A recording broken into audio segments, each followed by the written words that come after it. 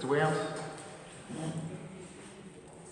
The mayor would entertain a motion to come out of closed session in accordance with 2.237.12 of the Code of Virginia and certify in accordance with said code section that only matters discussed in the motion for convening closed session were discussed during the closed meeting. This requires a roll call vote. Councilman Myers? So moved. Councilman Cuthbert? Second. Madam Clerk? Councilmember Cuthbert? Aye. Councilmember Smith, please. Aye. Councilmember Wilson-Smith? Aye. Councilmember Myers? Aye. Councilmember Hill? Aye. Vice Mayor Hart? Aye. Mayor Kern? Aye. We're now in open session. At this time, I will entertain a motion from council to add the appointment of a FOIA officer and adoption of a FOIA policy to tonight's council agenda. Councilman Hill? So moved. Councilman Myers? Madam Clerk? Councilmember Cuthbert? Aye. Councilmember Smith, please. Aye. Councilmember Wilson-Smith? Aye. Councilmember Myers? Councilmember Hill? Aye. Vice Mayor Hart? Aye. Mayor Kern? Aye. Motion's passed. And at this time, I would entertain a motion as the FOIA officer, to appoint the FOIA officer for the city of Petersburg and adopt the FOIA policy presented this evening and authorize the city manager to adopt appropriate administrative directives in consultation with the city attorney to facilitate the city's compliance with the law with respect to such matters. Councilman Myers? So moved. Councilman Hill?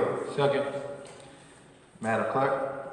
Councilmember Cuthbert? Aye. Councilmember Smith, please. Aye. Councilmember Wilson-Smith? Aye. Councilmember Myers? Aye. Councilmember Hill? Aye. Vice Mayor Hart? Mayor Kern? Aye. Motion's passed. The next item is item 4, moment of silence. Can I please have everyone to join me for a moment of silence?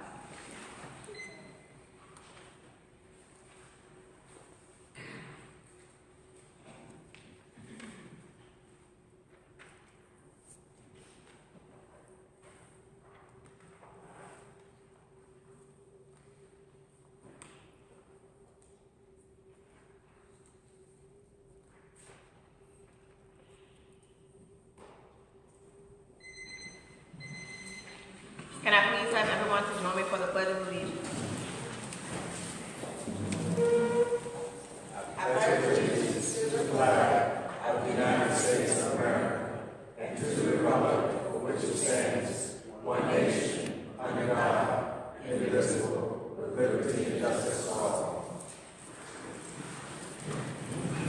Thank you. Next item, item 6, determination of presence of quorum. We have a quorum. Mayor Kern. Good evening again, everyone. For tonight's Positive Petersburg story, I'd like to take the time to recognize our Petersburg Social Services team. March is National Professional Social Work Month and give us an opportunity to spotlight social workers around the nation and educate the public about the invaluable contributions of the profession. Every day, social workers work to empower and elevate millions of people, including some of the most vulnerable in our society.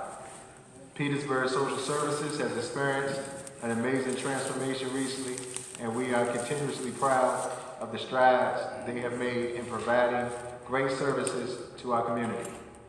Please join me in celebrating our Petersburg Social Services team with a grand round of applause.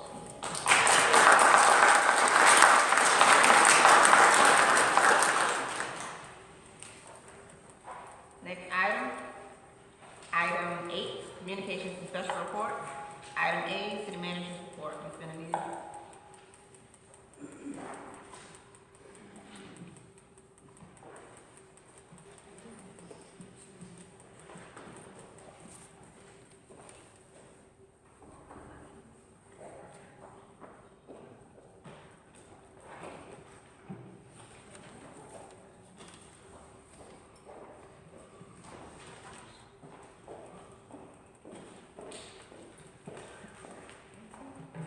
Good evening, Mayor and Council. Good evening. You have a copy of my report, which is pretty extensive. We've tried to do a little bit better job of making sure we provide an update from every department on what's occurring, and so I won't go through all of the things listed, but I do want to highlight a couple of events that are coming up soon. One is the Chamber of Commerce Dinner. We are hoping that we'll get a good participation from council on that. You also will note that we have a new member of our team who is here today, and that is what I'd like to spend my time doing, is introducing her to the public. Ms. Patrice Stokes Elliott, would you please come forward? I am excited that we have Ms. Elliott on board. She is our new Director of Finance. She joins us with a wealth of experience. She is a CPA who comes to us most recently from the state government. She's worked in several state agencies. She's a graduate of the great Howard University in Washington, D.C., at Bison, and we are so pleased to have her on board, and you will see more of her and hear more of her soon. City Council, I'm just glad to be here. I'm glad to be here for the citizens as well as Petersburg, and look forward to making a positive contribution to the productivity and continuing the momentum that the city manager has already gained in the city thus far. Thank you so much. Thank you. And with that note, I'd like to highlight that you will receive from staff a schedule. We are in full-fledged budget season, as we're going to have a financial workshop. We are scheduled to present the 2019-20 budget to council the first week in April. And in that light, we will be contacting you regarding a series of discussion factors where we can talk about what's in the budget, what's included in the budget, revenue, and other items along the way. And so you will hear more from us on that. I'm going to leave my time for some conversations because we have a number of presentations scheduled today. One to include a discussion of our public information and what's been going on. And so if there are any questions, I am here for questions that are listed on my report. Any questions for Ms. Benavides? Thank you. Appreciate it. We will place this report online for everyone to view.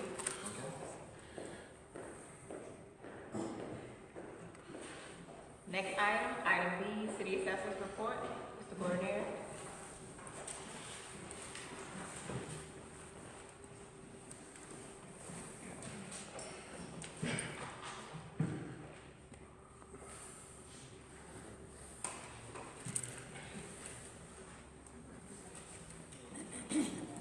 Good evening, Mayor Perrin, Vice Good Mayor evening. Hart, members of council.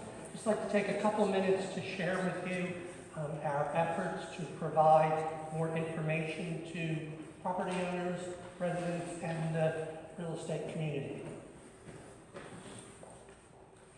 We are doing this through the website. The first edition that you'll notice on the left we have on our sidebar, we've created pages, the first of which describes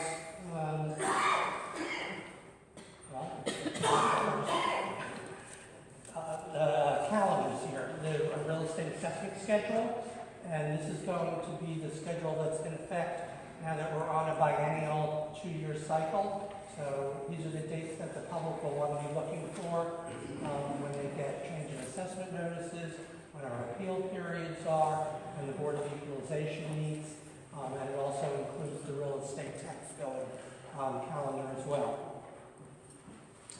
We have a complete explanation of the assessment process.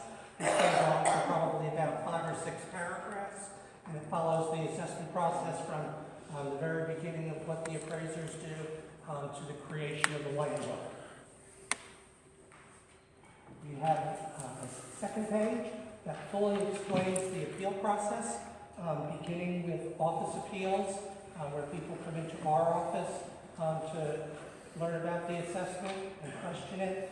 And then it follows with the Board of Equalization process, the citizen member board that hears the appeals that aren't resolved at the office level. And then it also explains the ability of property owners to go to the circuit court. That third page that fully explains exemptions, exemptions that are available to organizations like churches, volunteer fire departments, schools. Also explains the rehabilitation tax credit program and the agricultural land use program. For the first time, we are putting transfer information out on the website. These are all of the property transfers from 2018, 17, 16, and 15. And those are all searchable PDF documents. They are actually organized by street address numerically We're going to see how that works. We might do it in a different format. But all of that information is going to be out on patent available from now on. We have all of our forms and applications are now online, and we're in the process of trying to get those all into fillable forms. At this point, they're just printed and we fill them out, but our goal in the next couple months is to get those into fillable forms. And then we have all of our press releases. All the press releases that the city does, those are there for reference. And then we have a page that includes the land book. The land book is now in electronic format, and every year we will continue to add the land books to this page. This page also has reports, our annual report, which has numerous statistics and analysis in it. And then we also have our Board of Equalization minutes, as well as all of my council presentations are available there now as well. So we hope this is useful to citizens, property owners, and again, the real estate community.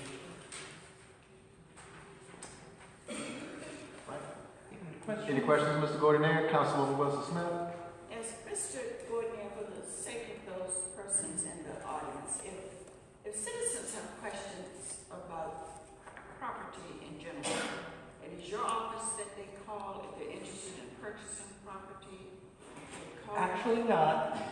We're going to refer them probably to economic development. For other questions, such as the list of properties that are for sale, if there's A tax sale. a mistake or something that a citizen sees, do they come to you or economic development? They could come to either. We're right across the hall from each other, so we work together. And sometimes economic development will have a question about the details of the property, and they'll send them to us, and we work together. So. Thank you. Thank you, Mr. Gordon. I appreciate the presentation. Next item. Item C, presentation on Grove Avenue traffic calming assessment.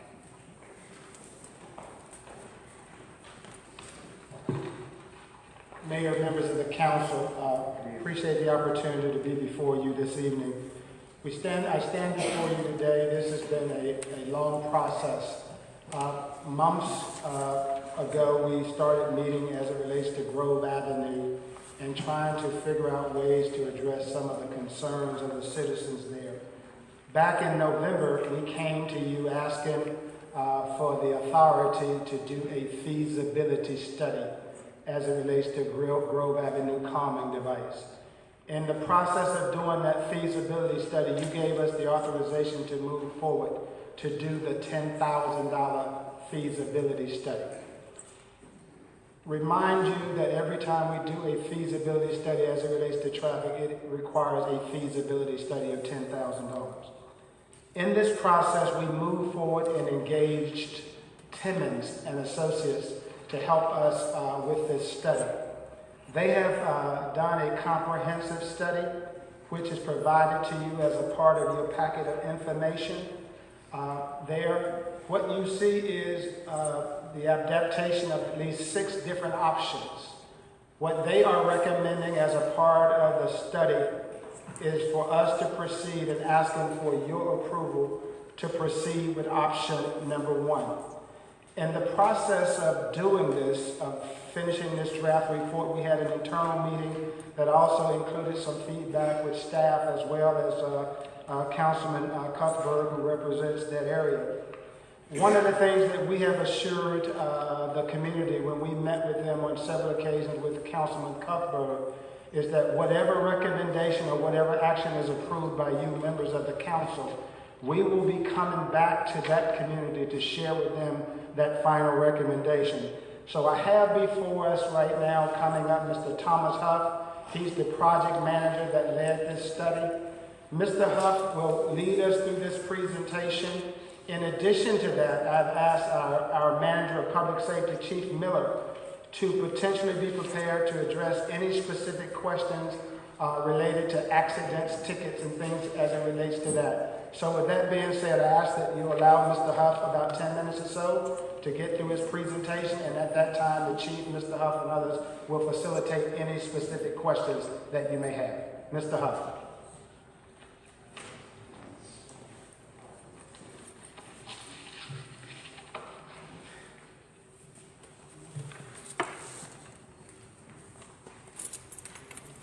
Mayor, Council, thank you for having me. My name is Thomas Ruff. I do work for the Timmons Group, project manager. Been working on this project for the last few months since the city has engaged us.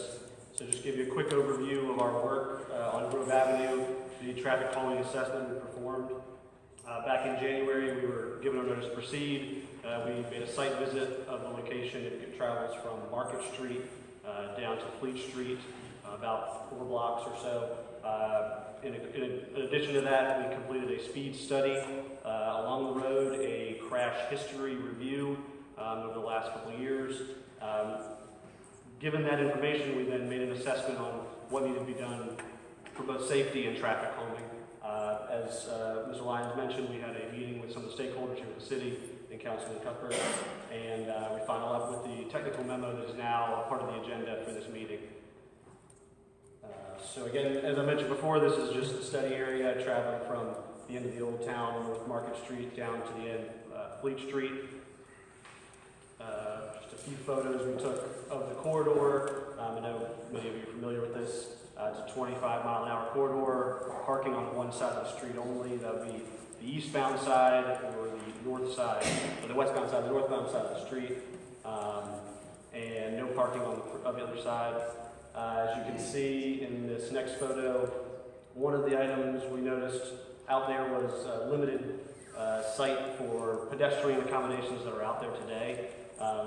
The existing pavement is more coarse material than typical asphalt, so it's a lighter material, and in that lower photo you can see the lighter color of the pedestrian crosswalks. And so in the upper right photo, if you're driving along, there's a limited site to where those crosswalks are located. So you come up on them pretty quickly.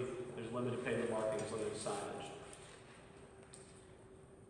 And so then after performing the site visit, we went out and collected speed data at 3 locations along the corridor between Market and Johnson, Johnson and Cross, and then Cross and Fleet Street. And that data was collected per VDOT recommendation, which typically asks you to do the traffic collection on a Wednesday or Thursday. Make sure it's a 24-hour at least review, and the results are what you see on the screen. Typically, when we are looking at the speed of a roadway, the way that you sign a speed or put a speed limit sign up is you look at that 85th percentile speed. What that means is that 85% of traffic is traveling at that speed or slower.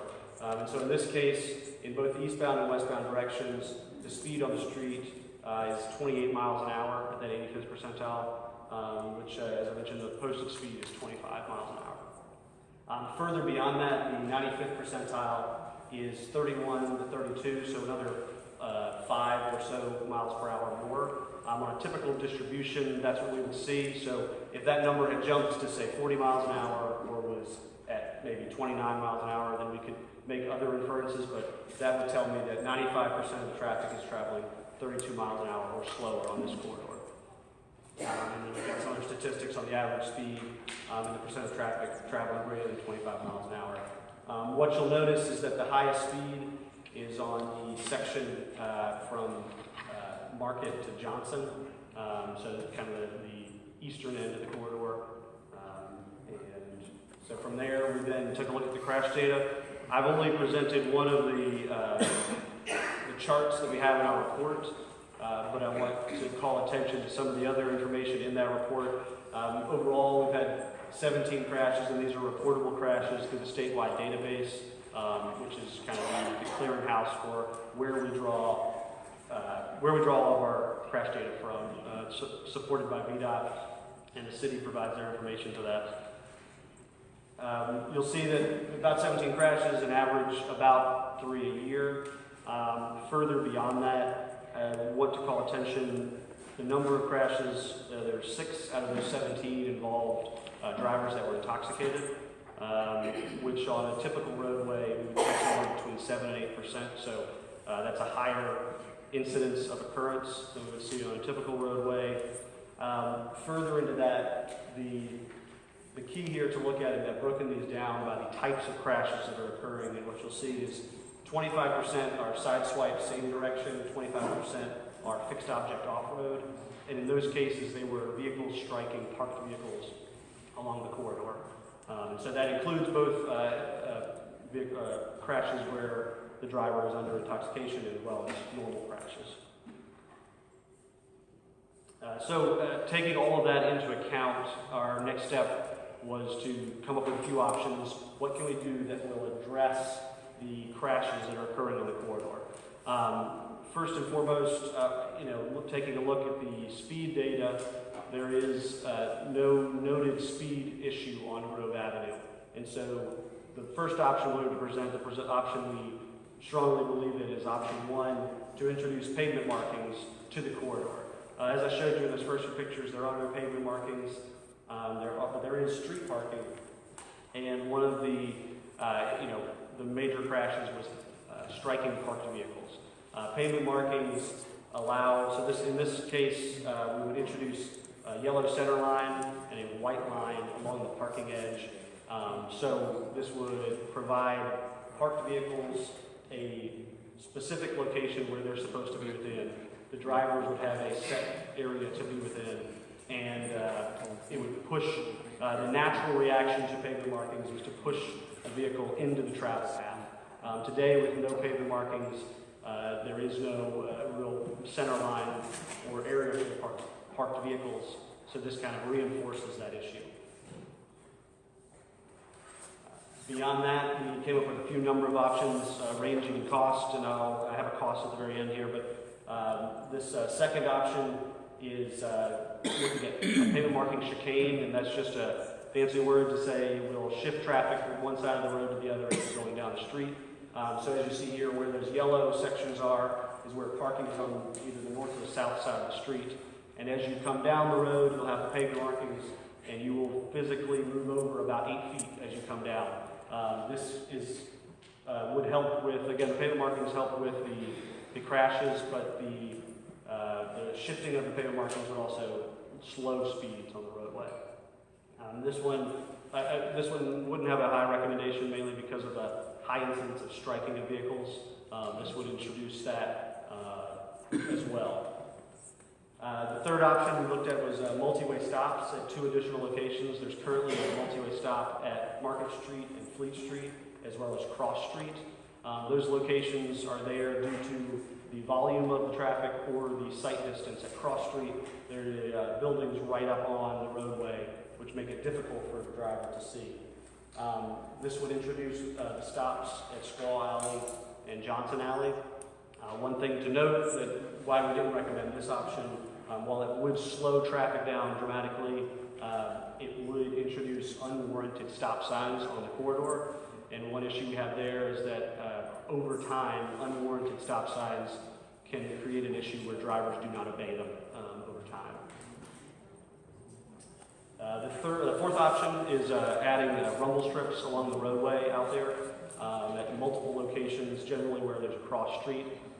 These are, rumble strips typically, have a little physical tactile feel. You hear it when you come down the street, you hear it and feel it as the driver.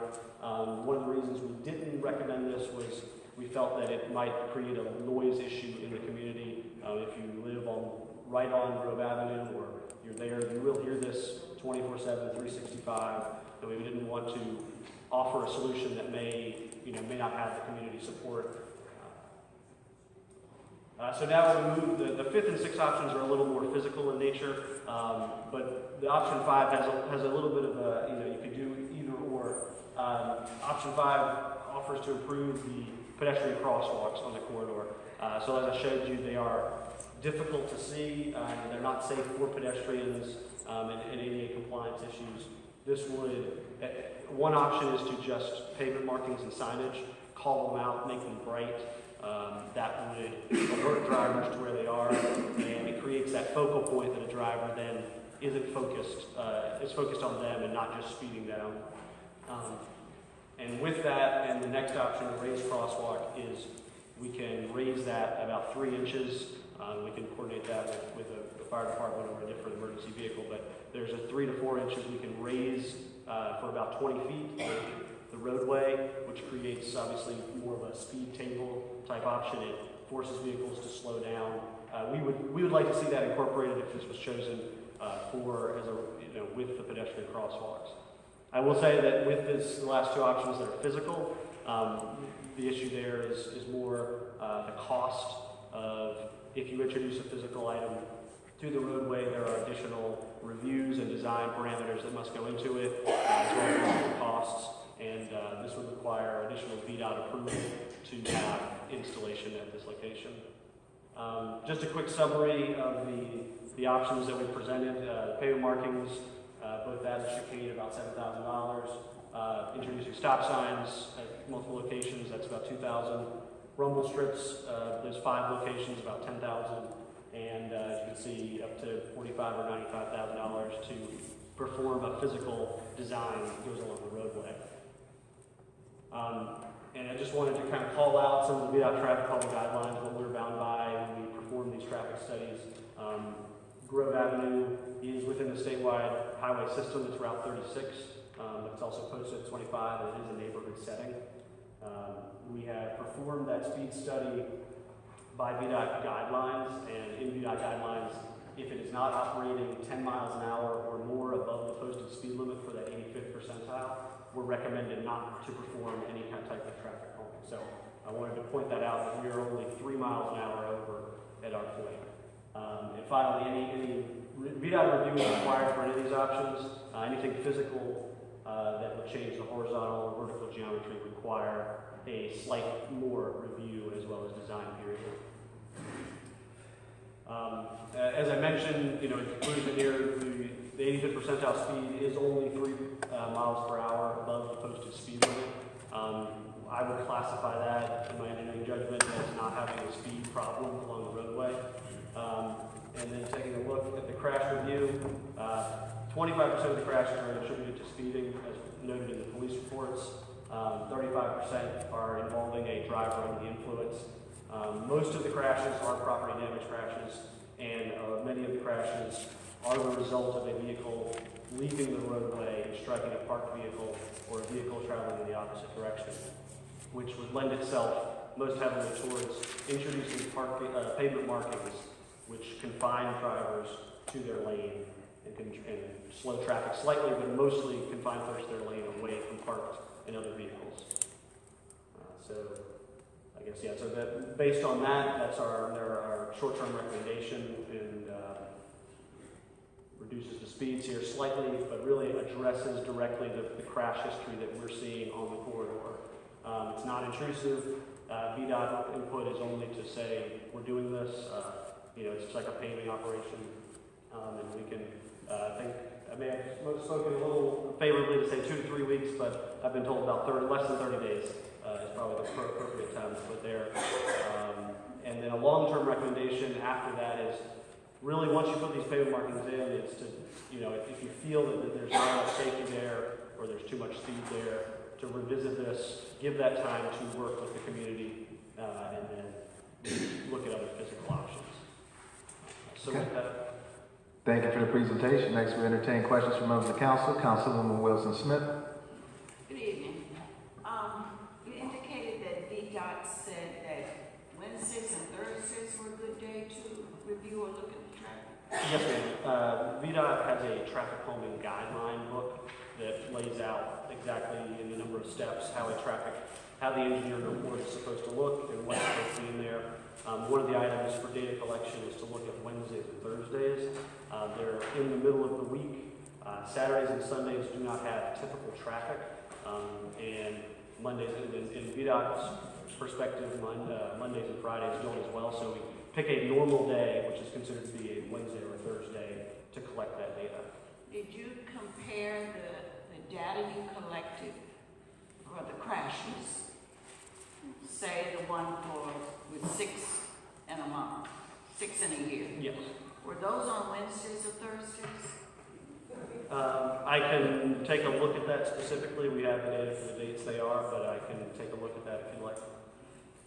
I actually would, for all of the dates, all of the times that you gave us from the 13th through the 18th, because wherein a Wednesday and Thursday may be typical according to VDOT, it may not be typical for that particular area and street. And if those crashes that you are reporting are not on Wednesdays or Thursdays, but may actually be showing up mostly on Fridays, then looking at Wednesdays and Thursdays doesn't give us clear data.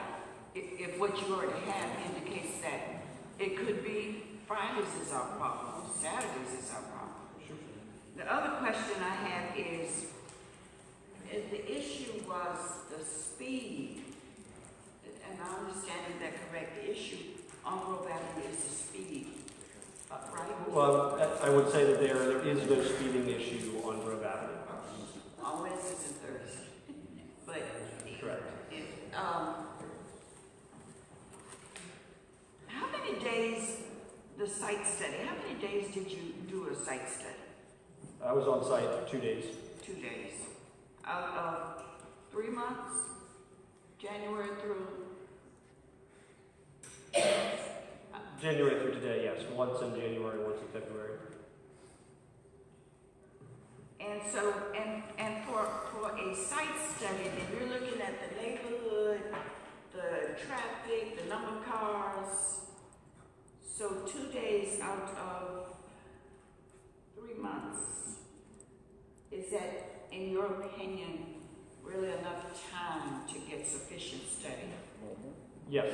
An engineering study is looking more at looking at that one snapshot in time. I agree it can lead to incorrect, but we looked at 24 hours of data, which included the AM and PM peaks on a normal travel day. So that is what a roadway is designed for, the normal travel day. We cannot design for an abnormal day, and so the point of the traffic study and the guidelines given are to help address issues on a normal traffic day. And so what would you consider, quote, normal, unquote? What's normal? The data that we've collected, I believe represents that. It covers a typical weekday, a Wednesday and a Thursday. Okay, thank you. Councilman Cuthbert. Mr. Ruff, good evening. Is there anyone in the audience who lives on Grove Avenue? Would you please stand? Let me take Ms. Wagner first. Ms. Wagner, would you come to the podium?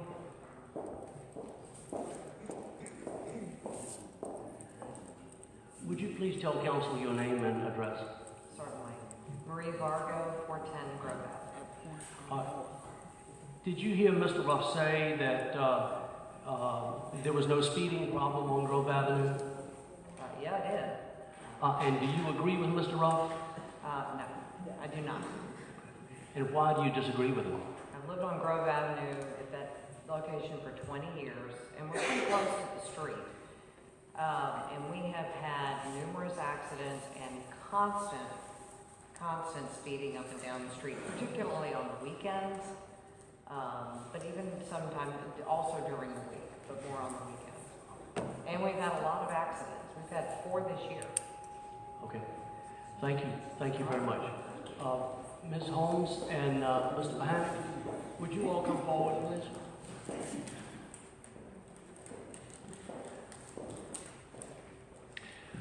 Would you please tell members of council your names and addresses, please? Dolly Holmes. Microphone, please. Dolly Holmes and Mark Mahanick. We live at 244 Grove Avenue. Okay, thank you. And Ms. Holmes, did you hear Mr. Ruff say that there was no speeding problem on Grove Avenue? I did. Do you agree with Mr. Ruff? I do not. Why do you disagree with him? Well, first of all, I'm one of the people who had my car totaled about a year ago on a Saturday night, when the speeding is at its worst. And also, I would like to point out that since we've started this process of talking to you and the city about the speeding problem, the police have been making a lot of arrests, and traffic has some arrests, and traffic has slowed down right in the period when the study was done. So the study does not show the normal situation on Grove Avenue unless the police, increased surveillance will continue forever, which is doubtful. Mr. Panic, do you have anything you would like to add to what Ms. Holmes said? No, the only thing I'd just like to reiterate that they have, they write tickets a lot, so it'd be interesting to see how many tickets have been written since we had our first meeting. I think that was back in November. And Chief Miller has been on the case. He really has. And I see people getting pulled over frequently. So there's still, obviously, if people are being pulled over, it's almost, they're either running the stop sign or they're speeding. So I'd like to be curious how many tickets have been written since they're, to prove that there is a speeding problem still. Otherwise, they wouldn't be writing tickets on a regular basis. And now that, it's, they're being inconsistent about when they're out there, and I think that's appropriate. But from what I can witness, it looks like they're really running. So. All right. Thank you, Bob. It has improved dramatically since they've been doing that. Right. The ticketing. Yes. So I'm sure it's affected the study. Right. Good. All right. Thank you. Councilman Cuthbert, Mr. Lyons would like to chime in at this time. If you don't mind, Mayor, members of council, very specifically as it relates to every statistic that we have, every ticket, every stop. Chief Miller, who's in the back of the room, Chief Miller, where are you, sir? Will you please make your way up front? Chief Miller has all of the detail, and he has been working closely in this process to be able to explain to you, to answer all of the questions related to speeding, traffic stops, has all of the detail, and will be able to entertain any of those specific questions that you have. Mr. Mayor, good evening. Good evening. Council, good evening. Councilman Cuthbert?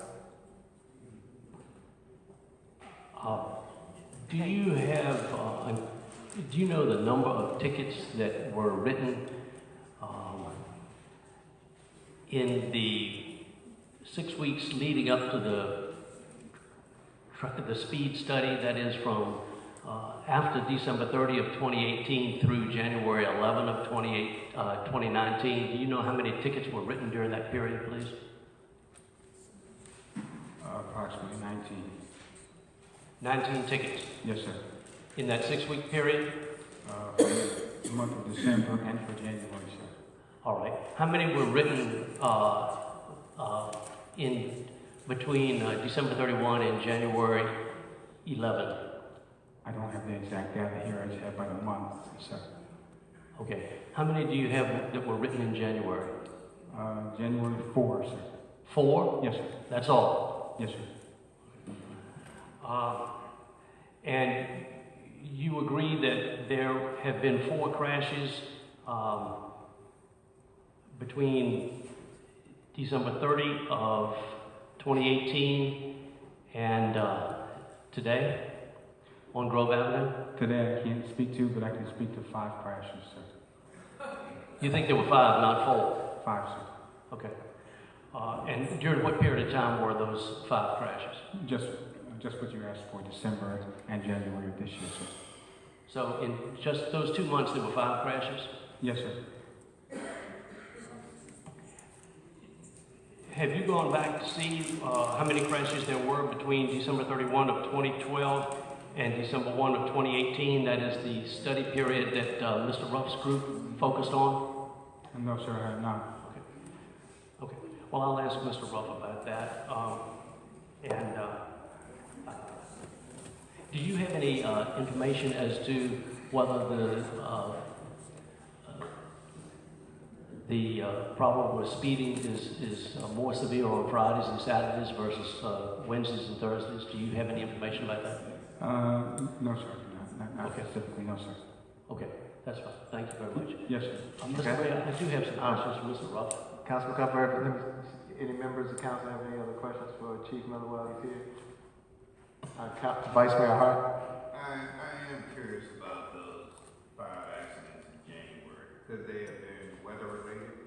No, sir, not just January. His question was December and January. There were 3 in December and 2 in January that we have reported, sir. Councilman Hill? My thing is just, traveling that street, not for you, just thank you, Chief. Thanks for all the work that you do. My thing is just looking at the street and being on the street.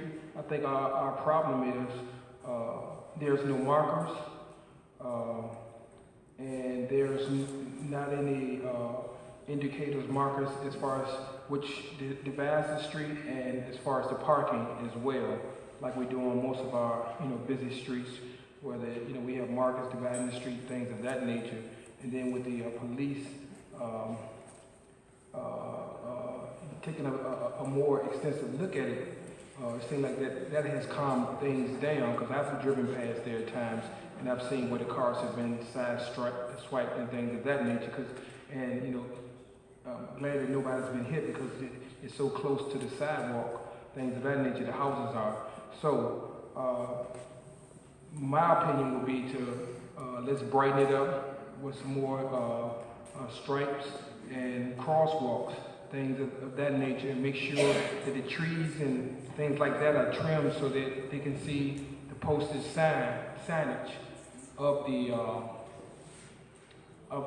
what's going on, of the of the speed. If it's 25 miles per hour, we need to have that up, even if we need to put a larger sign of 25 miles per hour. But just to make sure we have our striping done. That'll be my suggestion to the council.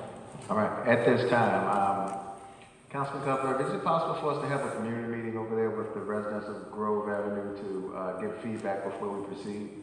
I think that's a great idea, Mr. Mayor. I have asked Ammo Brewing if they would make their facility available this Sunday at 2 p.m.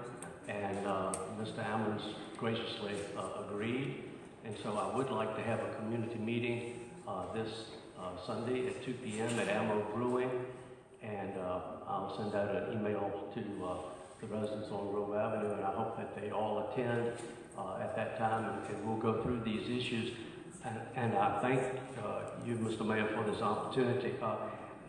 All of the neighbors that have expressed their opinions to me to date have been opposed to the pavement marking. One of them called it racing stripes, because these racing stripes would help the driver go even faster and feel secure as he raced down this straight half-mile track that lies ahead of him.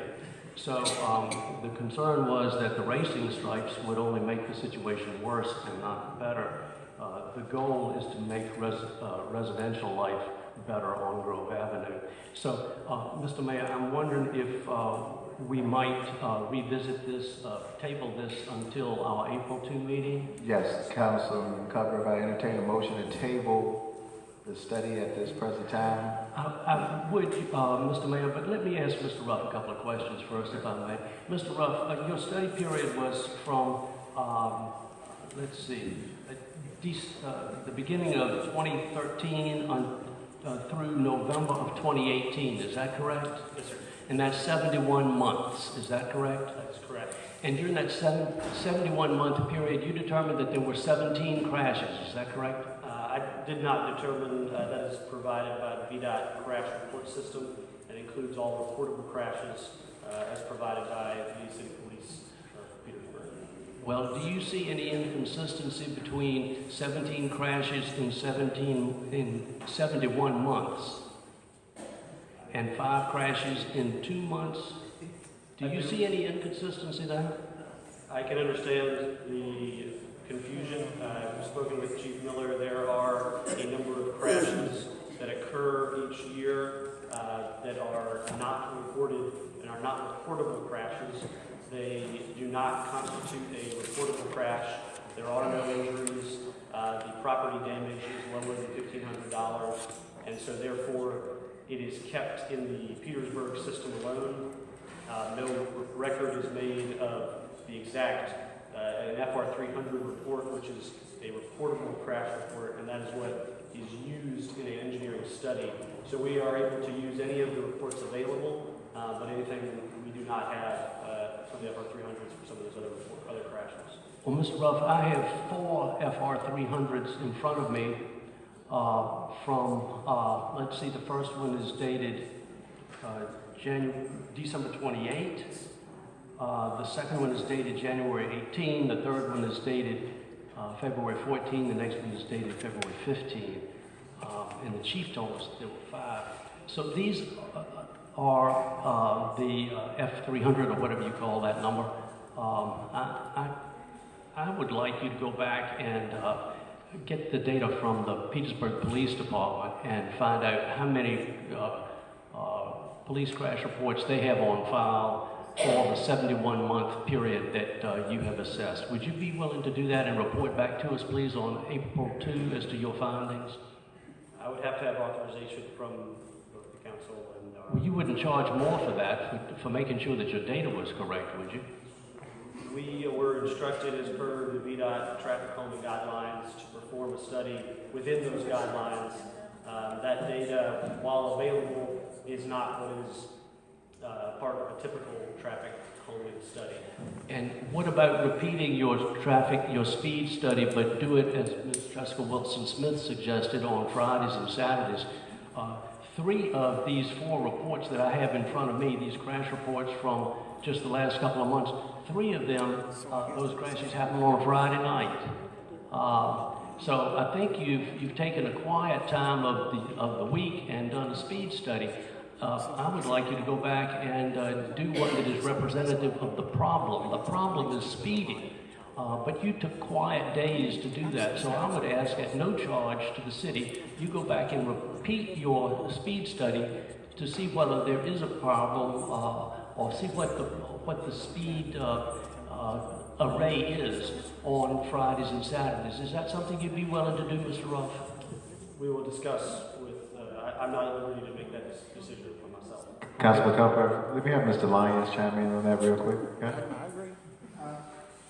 Mayor, members of the council, technically with the presentation of this final report, that completes their $10,000 feasibility study.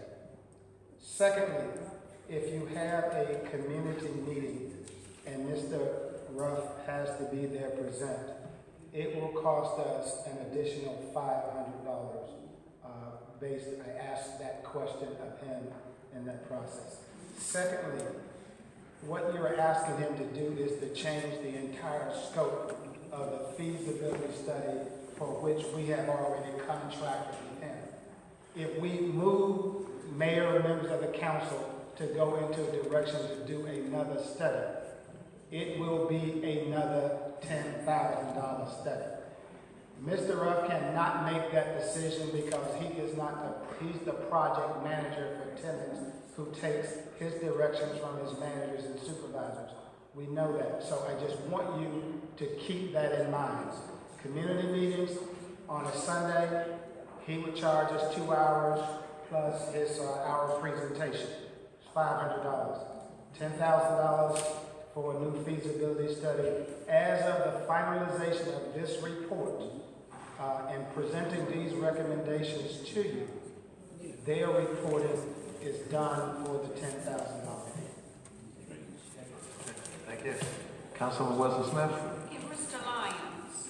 Yes, ma'am. I understand everything that you have just told us. But if you purchase a product and you're not satisfied with that product, do you not have a right to either not pay or to demand something else for your money? His report, although good, and no offense to you, but we get a study that gives us days of the week, 2 days out of the week, when Petersburg in itself, being that close to Virginia State, anyone doing a study there would look at particular days outside of what VDOT says. VDOT doesn't live here.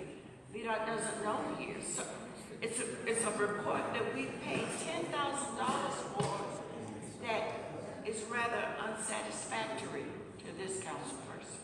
Ma'am, in response to your question, the one thing that I have endeavored to do along with our consultants and others here is to follow the guidelines. The guidelines from VDOT very specifically says how we get this study done. This is not an arbitrary decision by staff and guidance. We have asked Timmons as our consultant who has done these kinds of studies for us on many occasions to follow the guidelines for that reason. The main reason that I think is very, very important that Timmons representatives are here, they are engineers, traffic engineers that do this for a living. As we had our previous meeting with staff and even with consultation with Councilman Cuthbert, similar to your concern and similar to some of the concerns that we have as staff, I said to them, my opinion of what should be done is different than what their science is as traffic engineers.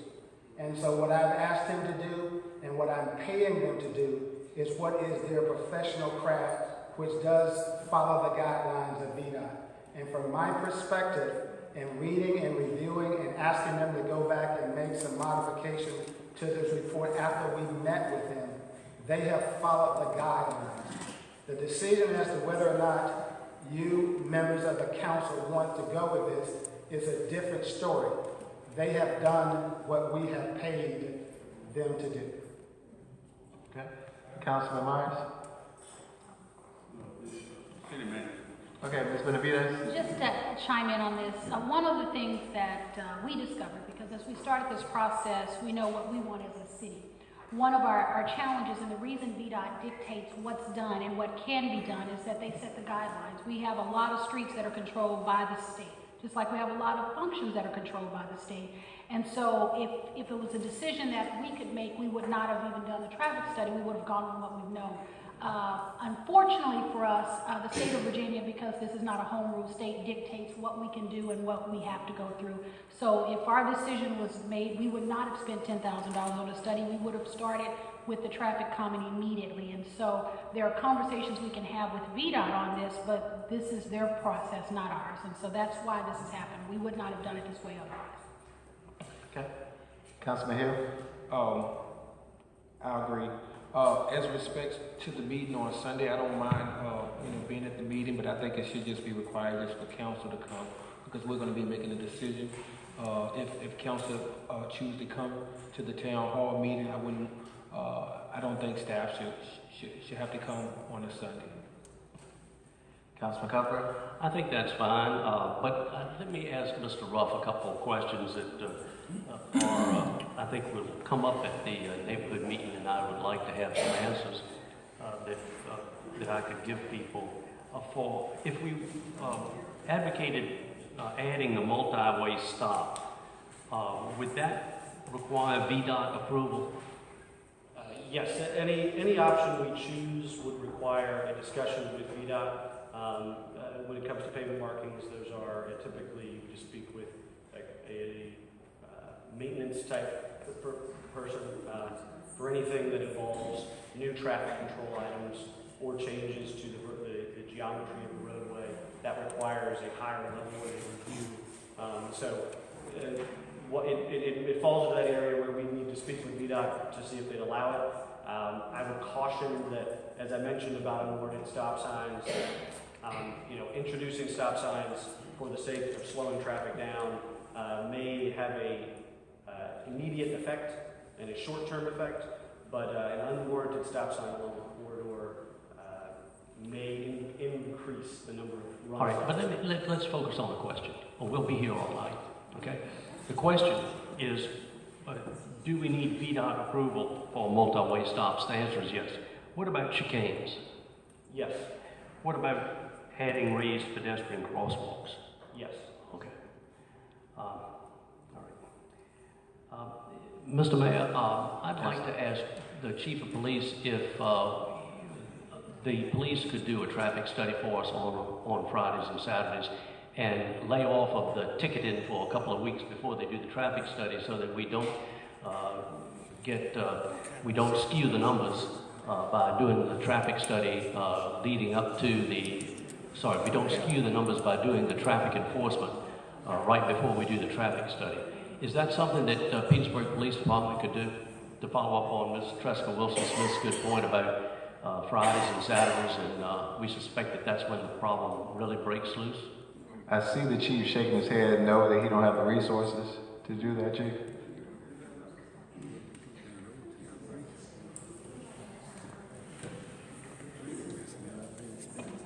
Mayor?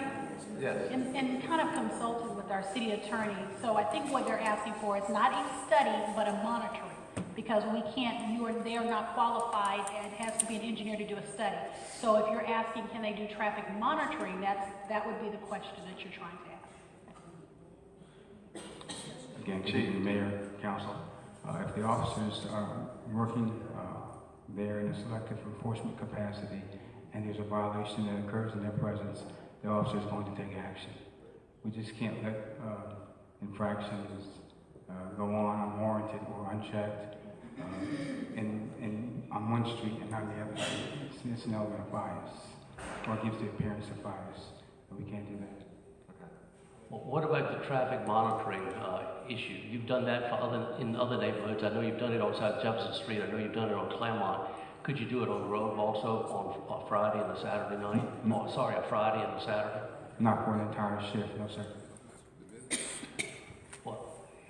And why not? Because there are other challenges throughout the city, sir. And I can't. These are passive tests, aren't they? You just put you put a pneumatic hose across the road, and don't you, and determine speed? Councilman Cutler, at this time, let's get to the community meeting and have that conversation with your residents and then we can proceed, because I know a lot of them have left, and this is a decision that really needs to be heard. So I think at this time it's best for us to table it so we can move on through the agenda for tonight. Well, that's fine, but I'm disappointed in the chief's answer. I would have expected that you would have been able to help us more on that, Chief. Thank you, sir. I move that we postpone consideration of this issue until until our meeting on April 2 of 2019.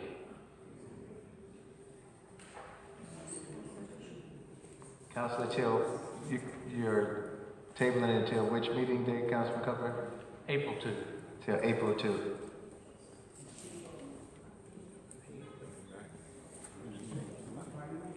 Vice Mayor Hart. Second. Madam Clerk. Councilmember Cuthbert. Aye. Councilmember Smith-Lee. Councilmember Wilson-Smith. Aye. Councilmember Myers. Councilmember Hill. Vice Mayor Hart. Mayor Pern. Aye. Motion passed. Thank you. Thank you for your presentation. Next item. The next item, item D, update on street renaming process. Mayor, members of the council, each and every one of you have received, I sent you an email, and it should be also possibly included in your packet, all of the details related to all of the work that staff has done for your consideration as it relates to the street naming process. To that end, however, if you have any specific questions about the information that I share with you or staff has shared with you, I have Ms. Janelle Sinclair from our Public Works Department, who will be happy to facilitate or answer any specific questions that you may have on that.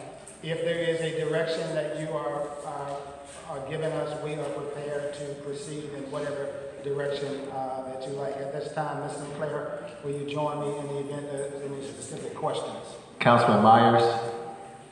Mr. Mayor and members of council, and to the public who is attending, after careful consideration and listening to my constituents in Ward 5, they're not interested in renaming their streets at this time and would like to have us to look at this in the future. I believe that there is no need for any further presentations or discussion with respect to it until my constituency decides if they want to change the deeds to their homes with respect to the changing of the name of the street.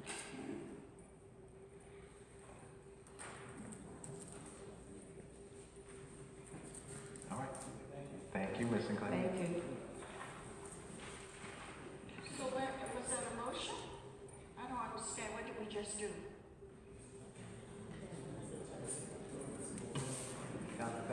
Councilman Myers? I move that we table this discussion until further discussion with my constituents. Councilman Hill? Second. Any questions? Councilwoman Wilson Smith? We've already tabled it for 45 days. The 45 days will not be over until May. So the discussion is already tabled. It's already done. We're not going to talk about it.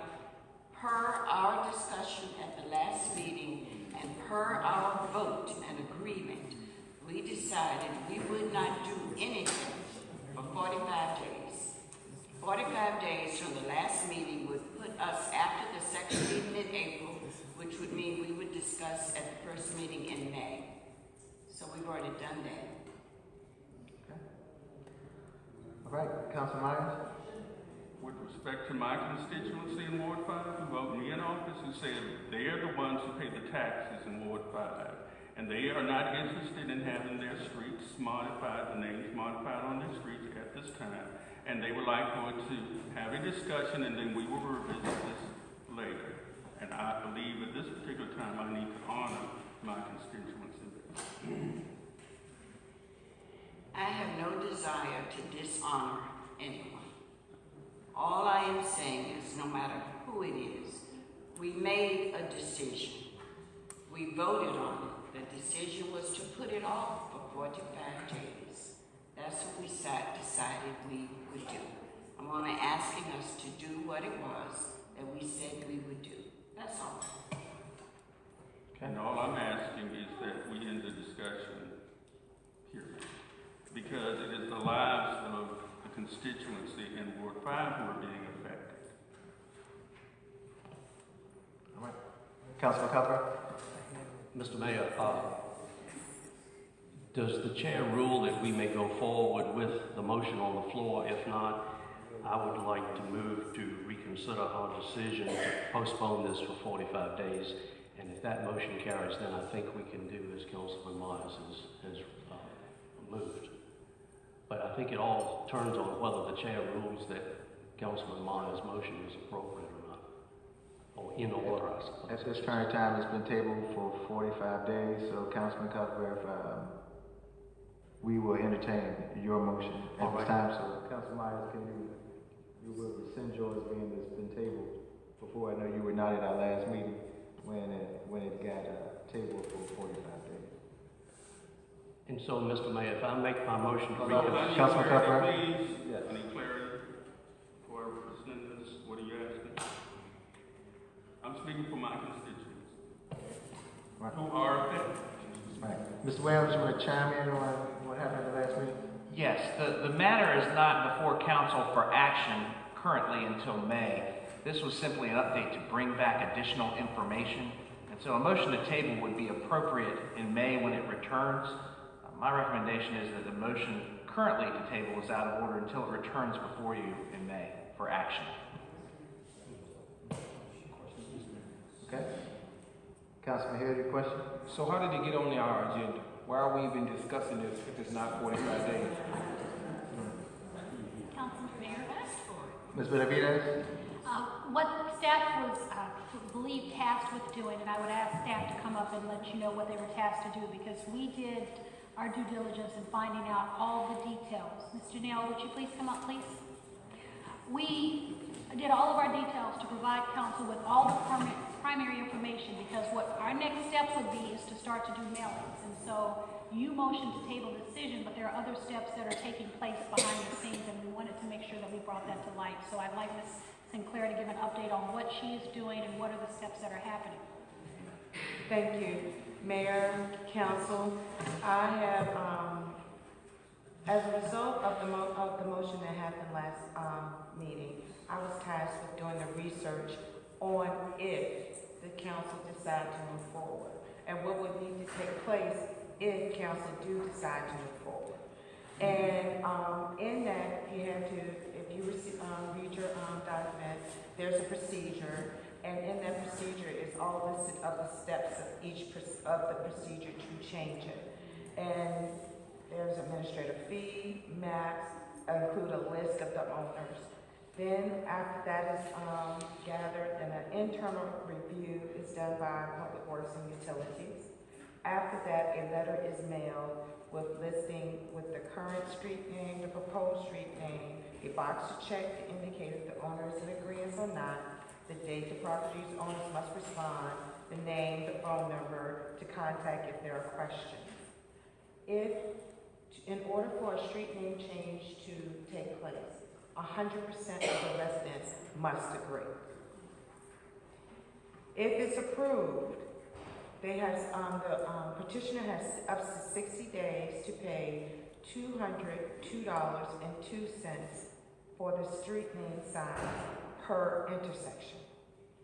And that will give the sign company enough time to also to create the new signs if that takes place. And then the Public Works and Utilities Department will then notify the owners that a street name change will take place. Also, that is just a process from beginning to end if it happens. I also was asked to find out what areas are impacted by a change of this nature. It will impact the Department of Public Works and Utilities, the Public Information Officer, Clerk of Courts, City Assessor, Commissioner of Revenue, Billing and Collections, Code Compliance, Petersburg Area Transit, residents, business owners. And it is listed how these changes will impact them and what duties they will have to carry out if this happens. So this will apply to 5 street name changes in all of these areas. The cost for this request, for the administrative fee, it would be $1,200. For the materials and labor per intersection, and there will be 35 intersections because some of the street name changes proposed intersect 2 or more times. So that would be $7,070.70.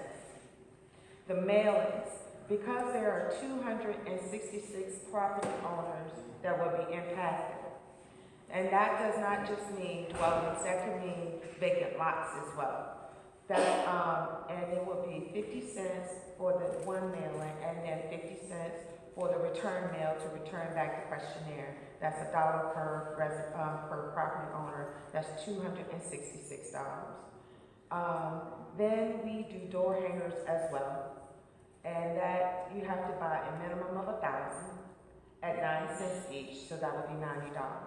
So the total cost would be $8,626.70. I must bring to your attention that the cost is not an allowable street operations cost, and that the proposal is not included in the budget that has been approved and appropriated. And so all costs must be paid by the petitioner. What I've also, I did is I reached out to the city assessor's office to ensure that I had all of the property owners for each street to make sure that I had not just a structure, but everything. So I have a listing of that. And I also went on Google Maps just to satisfy my own curiosity. I had pictures I had printed pictures of vacant lots just to ensure that some of these addresses that were on the list were actual vacant lots. And so that concludes my research. I'm happy to answer any questions. Oh, I'm sorry, I almost forgot. I did draft a proposed letter in case that was something that the council wanted to do, to reach out to the residents to see their interest. And if you look on the last page of the letter, it states that if they do not receive the letter back, that means that the resident objects to it.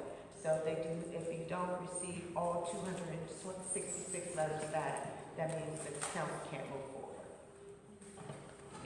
Are there any questions? Councilman Myers?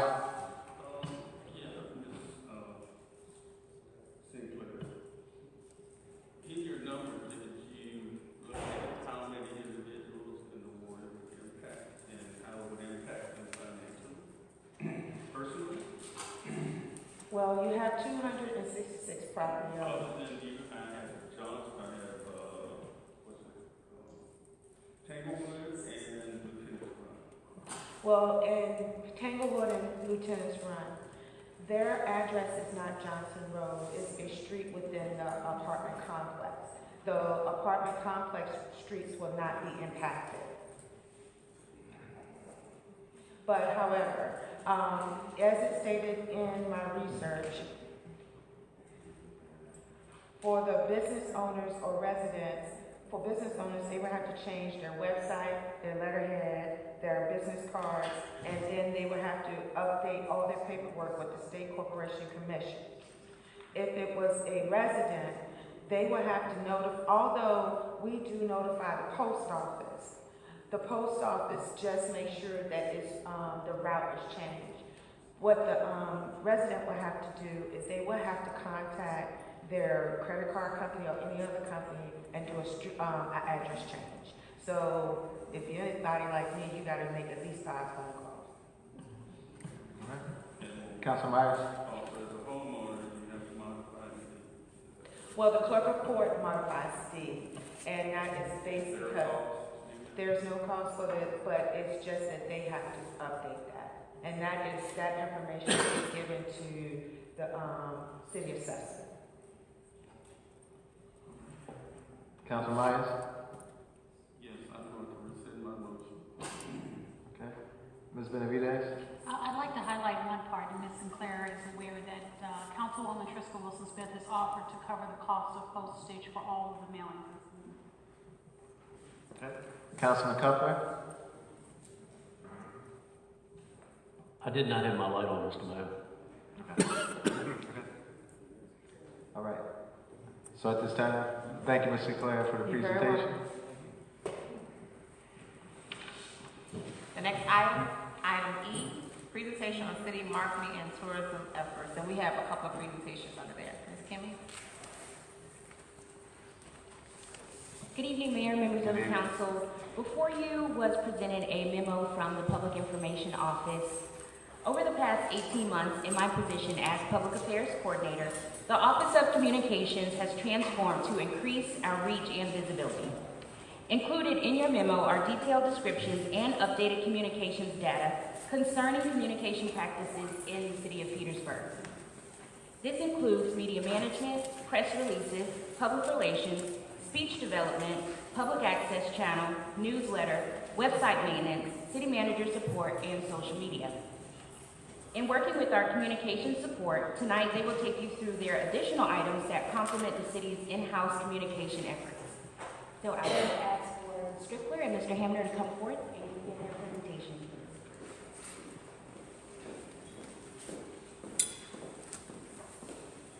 Thank you, Kimmy. Good evening. Good evening, Mr. Mayor and Council. It is a pleasure and an honor to be here this evening. I was asked to give a brief history of my company, Etra Communications, and the work that I've done here in Petersburg. So I am Leslie Strickler, and I am thank you. I actually decided not to go through the presentation, thank you, because it's rather long and detailed, and you all should have a copy. And I'm going to hit the highlights for you, but thank you. So my company, Etra Communications, is a marketing, public relations, communications firm. Next month, I will be celebrating 25 years in business. Etra is the French verb to be. So I help people and businesses be what they want to be. I have worked with all kinds of companies and individuals over the 25 years. Fortune 500 companies, single entrepreneurs, business owners, elected officials, state organizations, banks, healthcare, professional sports teams, celebrities. Communication is what I do best. And it all started in Petersburg, Virginia, over 25 years ago, when I caught the communication bug. I was in college, and I had secured an internship at Channel 8 when it was located in Petersburg. So I spent many a day and many a night as an intern here. So fast forward 2016, and I receive a phone call from Mr. Robert Bob. I knew of Mr. Bob but had not worked with him personally before. He explained to me that he had received several recommendations that I could possibly be the person that he thought would work well within the city of Petersburg to create a communication flow. At that point, he explained to me that the city was in crisis, and I had read in the media of what was going on in Petersburg. And he said, I'm looking for someone who can step in, because a lot of people had left, who had crisis communication experience, which I have a vast array of experience in that field. Someone who had financial communication experience, someone who could interpret the balance sheets and the financials to the public in a way that everyone could understand them. And he also was looking for someone with spokesperson experience. And so I told him, check on the first one, check on the second, but that with my experience, I did not think I should be the spokesperson for Petersburg, but instead, let's look within the leadership once I'm on board, and we will then position the leadership of Petersburg as the spokesperson. And so we did. So we served in that capacity for 9 months, and the results or the return on investment are quite impressive. When we set foot in Petersburg, and I brought Clay Hamner in as my partner, Clay had experience working in Petersburg, and I needed that on my team. We rolled up our sleeves. The stories that were in the media were gloom and doom, and I don't have to tell you all read them. Nothing positive was being published about Petersburg. So we started writing 5 to 7 media releases and pitches every week. The culmination of that hard work can be seen in the earned media that we received. And we have a log of all of the media that we received. It's numerous pages. We can certainly get that to you if you like. But the dollar amount, the return on investment of earned media, was $563,000 of earned media. And just a tip, if anyone in communications and marketing tells you that they can't produce a return on investment, that's not true.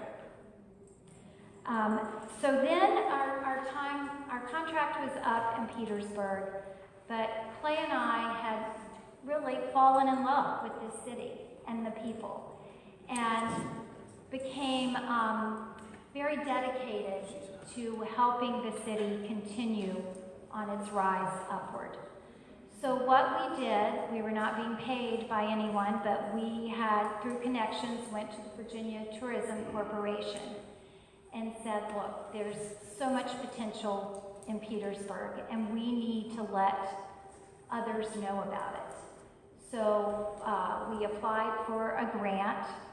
Mr. Hamner wrote that proposal, and we received a $50,000 grant. There were only 5 municipalities throughout Virginia to receive this amount in the grant monies. And that was the highest amount of grant money received. We focused that grant money on the obvious assets of Petersburg: Blandford Church, Center Hill, and the Exchange Building. We were able to track and show an increase of visitations by 76%. And we can show you, and there's documentation in the PowerPoint that you all should have of those hard numbers and where those increases came. Also, because of our communication work, we were able to secure 5 different feature articles in various magazines. 2 were state distribution, Virginia Living Magazine, and they interviewed Mayor Parham, and also the Virginia Municipal League, and I believe Mr. Hamner gave you a copy of that. But the important number here, again, the return on investment, was these magazines secured over a million eyeballs on the stories that were selected in there. So we are here to serve. We want to continue to elevate Petersburg. We are working on some private sector projects that will bring money from other sources, not in the Petersburg, really not in the Richmond area. We're hoping to Petersburg because we believe in Petersburg. And so I would like to conclude with a news flash, and I'm going to have Mr. Hamner come up and give you a piece of information that we found out just today. Mayor. Good evening. Vice Mayor, Council. Probably the culmination of all of our efforts has been AAA Magazine contacted us to come down on April 12th, tour most of Petersburg, some around the surrounding area, and their distribution is 1.8 million people. So we've landed quite a nice opportunity with AAA to showcase Petersburg. So we thought that would be a good way to end our presentation. Thank you. Thank you. Questions from the council? Councilman Wilson Smith. Thank you so much. Your contract was 9 months, and you're working off of a grant. The grant pays you, right? Or did it come through Petersburg for you? No, the grant was delivered to the Petersburg Preservation Foundation. Okay, so you're working for Petersburg Preservation. Okay. But the partners, the city of Petersburg was a partner in securing the grant. And not only was the city a partner, was a partner with Petersburg Area Regional Tourism, and at that time, the jury was one of the partners as well. We had a press release to come out in January from Hammer. Am I saying that right? Is it Hammer or Hammer? Hamner. Somebody told me I said it wrong. But anyway, we had a press release to come out in January.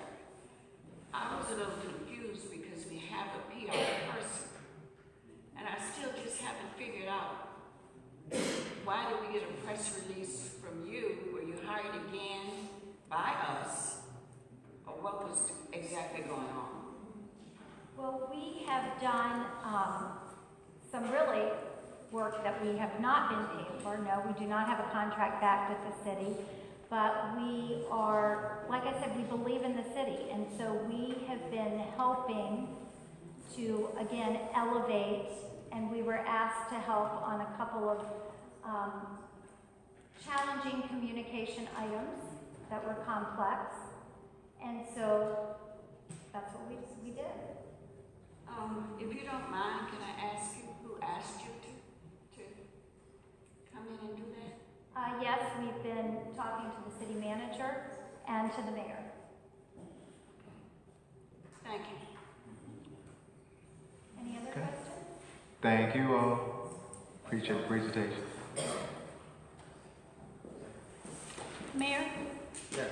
As we conclude, one of the results in working with Ms. Kimmy that you'll see, you all have a copy of our newsletter. One of the challenges that we had is we wanted to reestablish a communication mechanism for our staff, but also for the community to know what's going on. And so a printout of the electronic newsletter was left on everyone's desk. It's also been shared with council electronically so that we can start to communicate better with our residents, but also with our employees who need to know what's going on. And so I want to thank the initiation of this process from Clay and Leslie, but I also want to thank Ms. Kimmy because she not only took what they started, she redeveloped it, and we will continue that mechanism as we move forward. So thank you, Ms. Kimmy, for what you've been doing.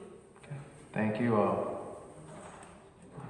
We have another presentation from Ms. Martha Burton.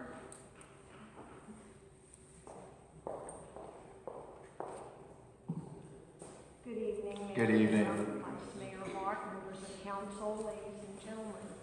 It is my pleasure to be here, and I appreciate very much the invitation to come. What you're receiving is a packet of information, all of which was produced by Petersburg Area Regional Tourism. I am the tourism director, and I am part is under the umbrella of Crater Planning District Commission. It is housed in the Crater PDC office. It has a separate policy board. Sitting on that policy board representing the city of Petersburg is your city manager, and her colleagues in the other 5 jurisdictions sit. But the policy board is composed of 17 individuals, a majority of whom are private sector people who have some connection, involvement in tourism or hospitality. I'm not going to take your time tonight to go back to 2005 when we began, but I did want to share with you where we are, and as you can see, I think some of you are looking at the visitor guide. The visitor guide and the website were the first projects that HART undertook when it was created. Those materials are provided to your visitor center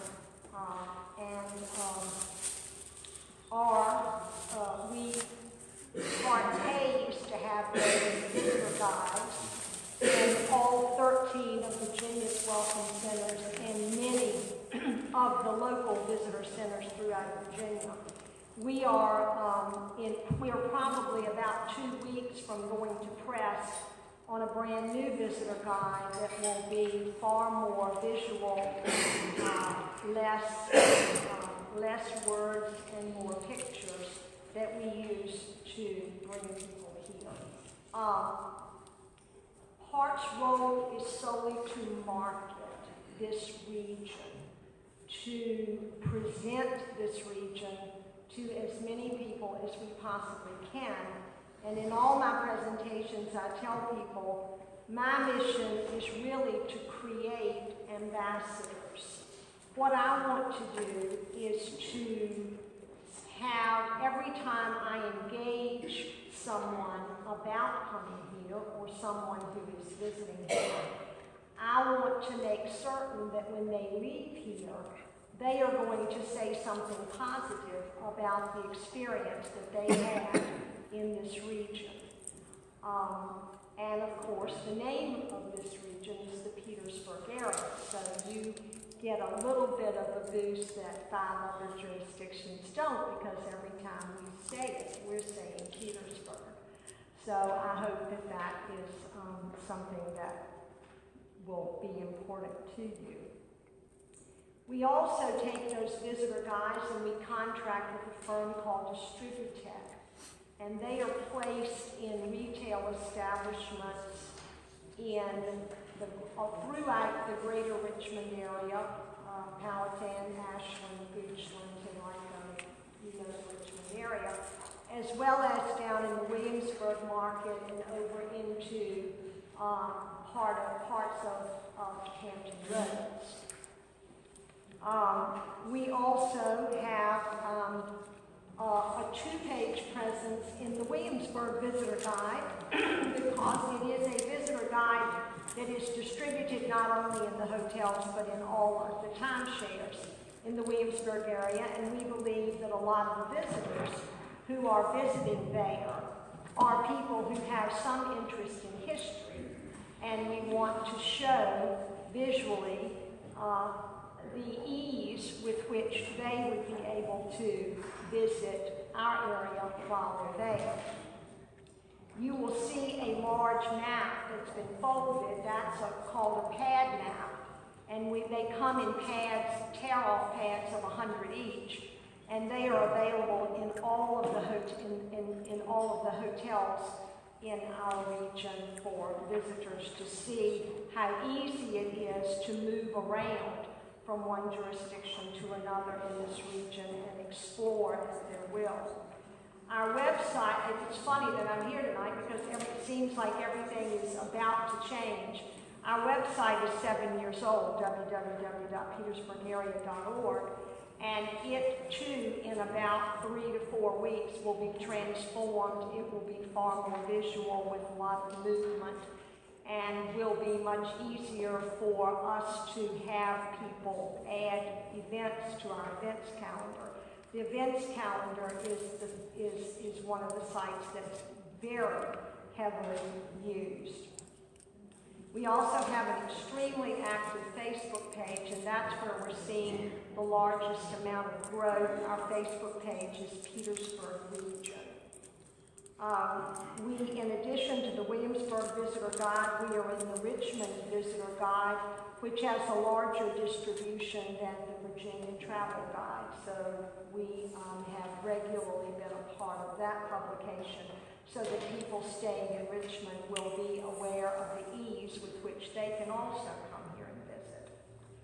The two smaller maps that you see are street maps of Old Town Petersburg. Our GIS staff member at the Planning District Commission produces that, and the reason we do it the way we do is he can, anytime there's a change, he can add or subtract as needed, and those maps are also provided to your Welcome Center and to businesses in Old Town.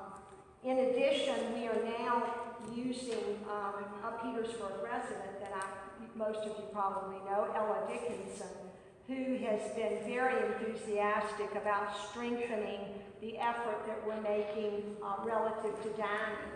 And I don't know if any of you have seen her blogs, but she has been in recent weeks visiting a lot of your restaurants throughout the region and doing some wonderful photography work. We are going to be strengthening the emphasis in our visitor guide on dining as we understand the traveling public is always changing, and that is something that is very important. You will see a brochure in there that has a little age on it. It talks about walk in Lincoln's final footsteps. We were very fortunate when the movie Lincoln was being filmed here in Petersburg. Our media consultant, Joanne Williams, was working for you all, for the city of Petersburg at the time, and developed a good working relationship with the staff that was working on that. So she was able to engage them and to make contact with Steven Spielberg's foundation, and we were given a very generous grant of money by Mr. Spielberg to produce that brochure so that we could continue telling the story of walking in Lincoln's final footsteps. And that reminds me of an experience I had this summer. I was called by teachers who enrichment program that you all have, all of your students that are in that at the elementary level or at Walnut Hill Elementary School. So I had the privilege of spending what I had hoped would be a long day, but we had a good visit. And we put them on a bus and we brought them downtown, and we highlighted a lot of things that perhaps some of them had never seen or heard. We emphasized the African American history, but it wasn't entirely African American history. Unfortunately, it was not the best day. We had planned a pizza picnic that ended up being a pizza picnic indoors. We were going to be at Battersea, and it didn't work. But they were in Walnut Hill Elementary School, adjacent to my office, which is adjacent to Fort Wadsworth and the Pennsylvania Monument. And they did not know that President Lincoln had been on the site where their school sits.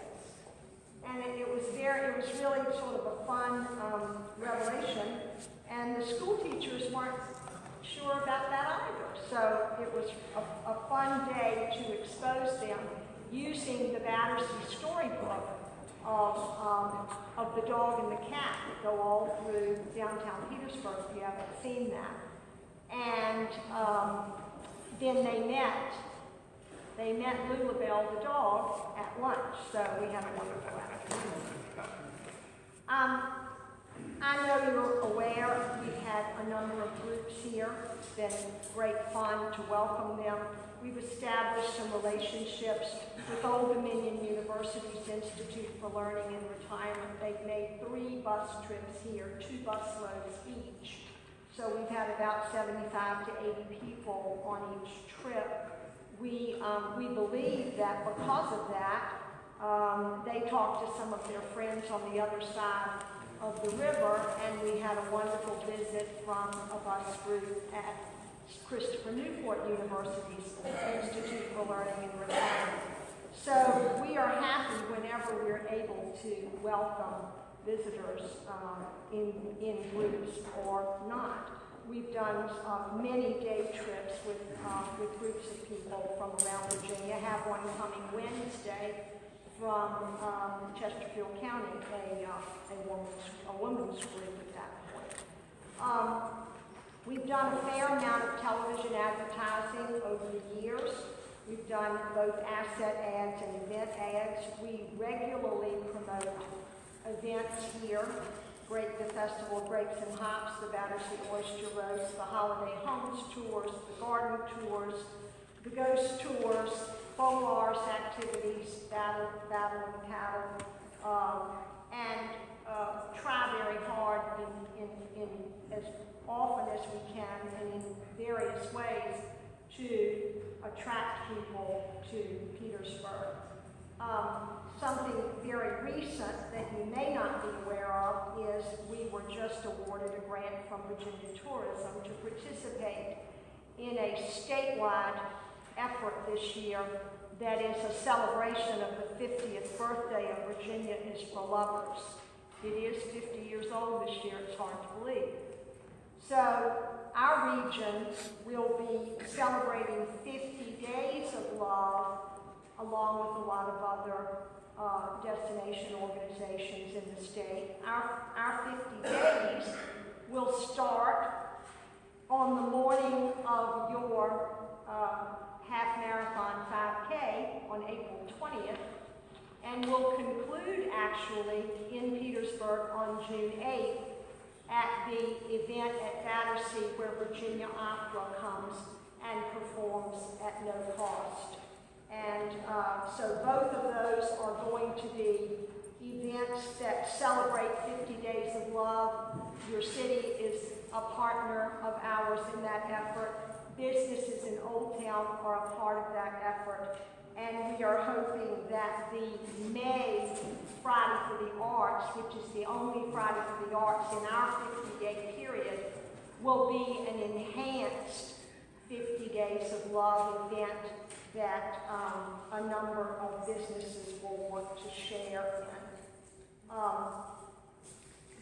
I just last week received a call from the people at the state who are doing the year-long commemoration of 1619.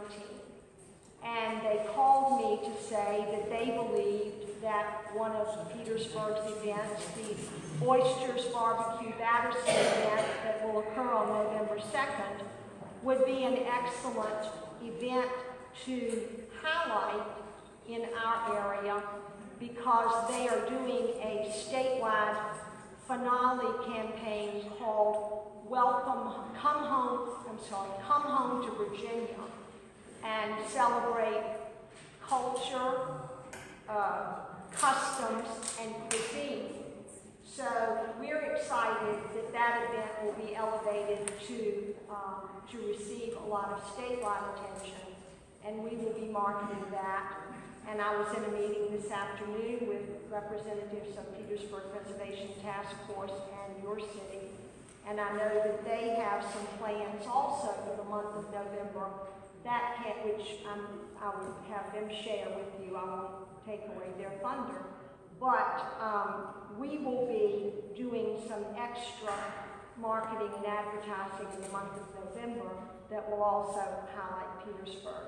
So with that, I'm not going to trespass on your time any longer, although I would be more than happy to answer the questions now or just pick up the phone or send me an email. I'd be delighted. It's my pleasure to work with you all. It's my pleasure to see our efforts grow, and I believe they are growing. Thank you, Ms. Burton, for the presentation. All right. Thank you. Thank you. Appreciate it. The next item 9, consent agenda. Item A, the minutes of the special city council meeting on February 26, 2019. Item B, the supplemental appropriation for Petersburg Public Schools, first reading in an amount of $3,988,483. Item C, a request for a public hearing for the utility rate increase. Suggested date is April 2nd, 2019, and item D has been stricken from the agenda. Councilman Myers. Vice Mayor Hart. Second. Madam Clerk. Councilmember Cuthbert. Aye. Councilmember Swiftly. Aye. Councilmember Wilson Smith. Aye. Councilmember Myers. Aye. Councilmember Hill. Aye. Vice Mayor Hart. Aye. Mayor Kern. Aye. Motion's passed. The next item 10, official public hearings. A public hearing for an ordinance authorizing the city manager to offer for sale a list of 114 properties. Mr. Tabor.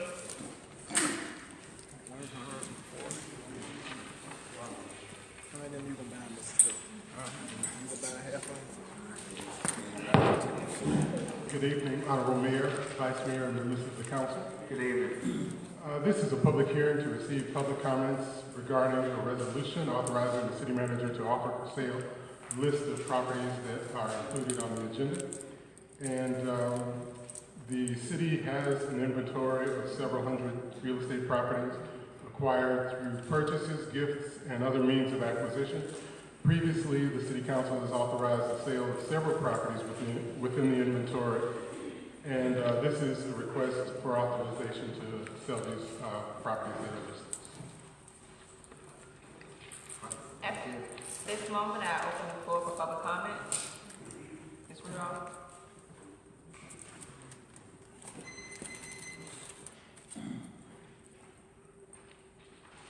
Good evening. Good evening. Barb Rudolph, 1675 Mount Vernon Street. I don't have an opinion in particular about these properties because this is the first time I've seen the list.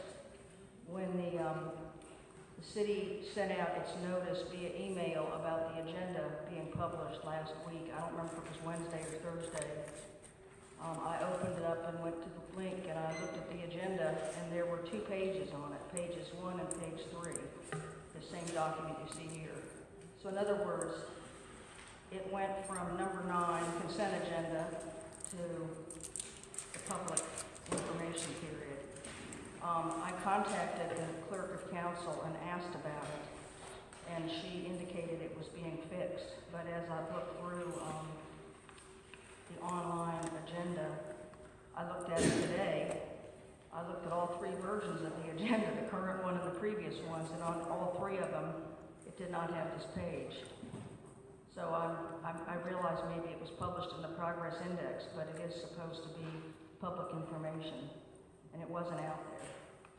It isn't out there unless somebody's fixed it since, 5 o'clock today.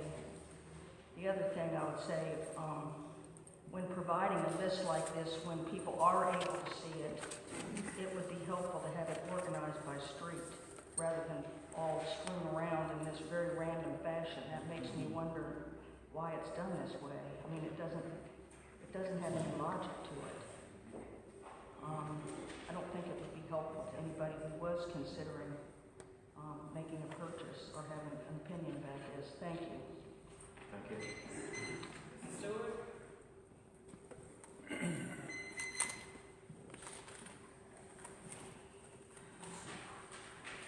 Chair, Parham City Council, City Manager, Richard Stewart, 129 Hall Street.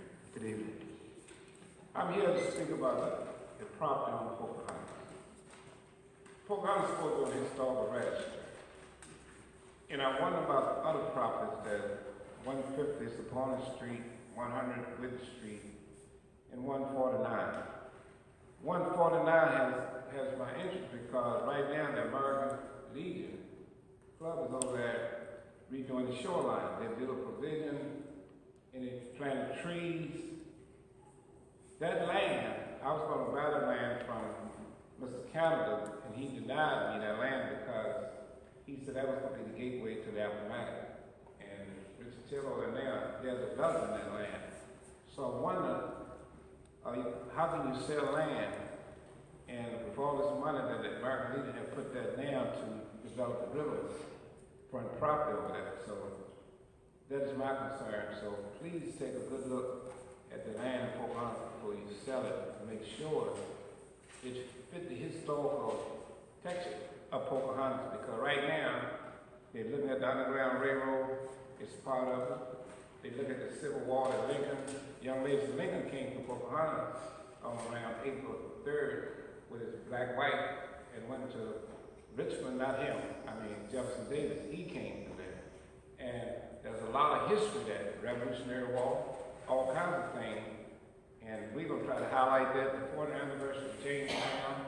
I got so many people calling me from all over the United States wanting to visit Pocahontas for the historical black Mecca. I got the Rhino coming in next week.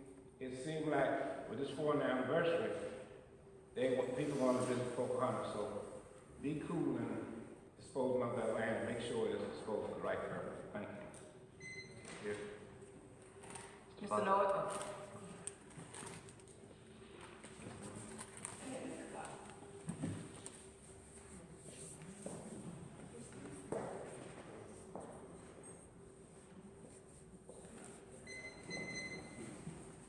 Good afternoon, Council. My name is Willie Norris, 1508 Circle Drive in Petersburg. And I was looking at this list also, and one thing I was looking at was Hardin Street. And it's at the bottom of the list, and then it's in the middle of the list, and then it's at the top of the list. And I think, as the lady said, this should be arranged so we can look at it and find out where the streets and how they are coordinated or whatever. But it's one thing that I know, and that's loopholes and criminal activity exists everywhere.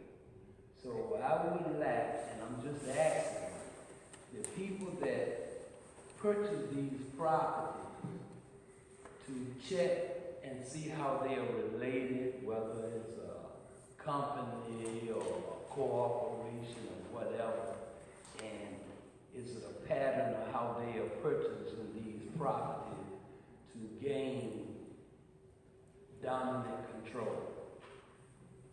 And if we don't have something to monitor this, people will take advantage of the loopholes, and we're going to lose something. Next thing I was thinking about is there anything in place where you can give priority to relatives or other family members versus somebody outside coming and getting this property? Because kids and whatever circumstances are going on, parents have been holding on to property for so long, and then when the kids get a hold to it, the insurance man come and get a hold of it.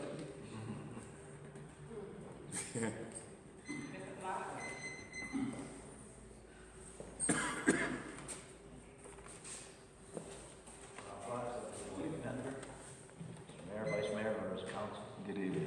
I have to also agree with everybody that it looks like someone took a bunch of property listings, threw them in a hat, picked them out one at a time, and just spread them on here.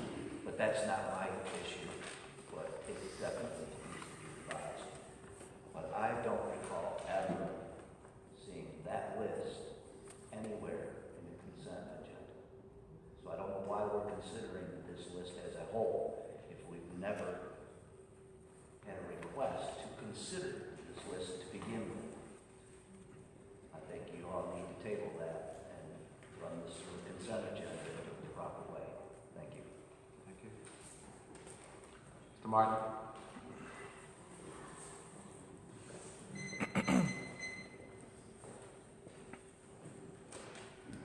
Good evening, Mr. Mayor, Good Vice evening. Mayor, members of council, administration, and citizens.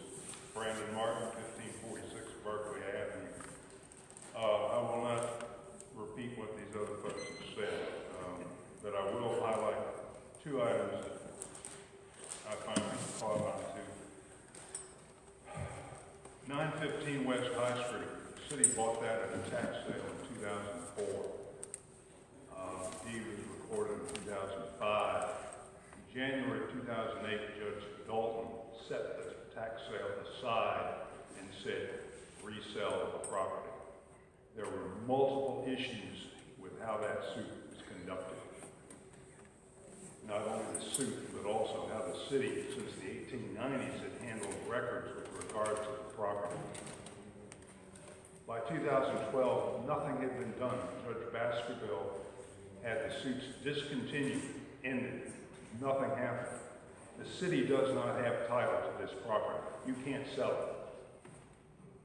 I brought this to the attention of 2 prior city attorneys and others in the administration, and yet nothing has been done.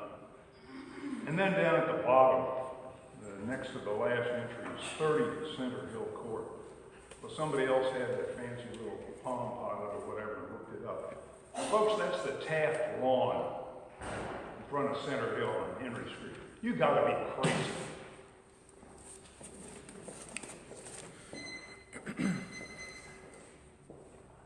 Any more further comments? Ms. Edwards?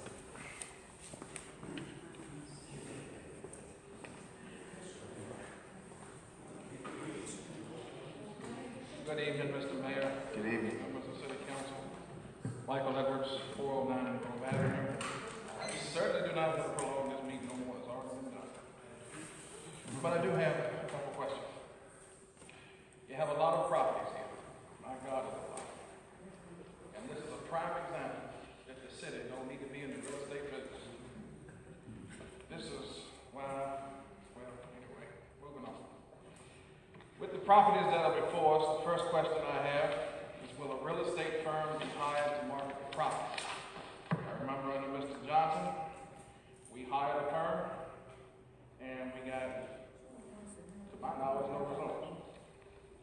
Second, if a retainer fee is to be administered to the firm if we hire one, will that cost be brought before council before any decision is made?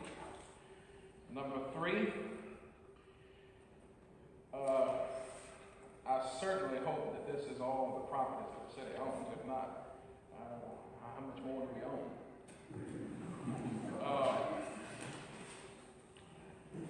Is the addresses that we're looking at a conjunction of personal and commercial? If so, I have looked over this enormous list 5 times and I do not see Roper on the list.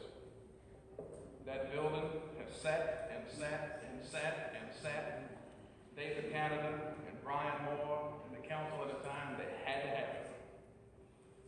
And lastly, when we market these properties, and I have to say, I will agree with Mr. Cuthbert that we need to vet these people that buy these properties. Far too long we sell properties and they sit and they sit and they sit. So they're not enormous questions to get answered, and hopefully when Mr. Taylor comes back up here or the Madam City Manager will probably answer some of these tonight.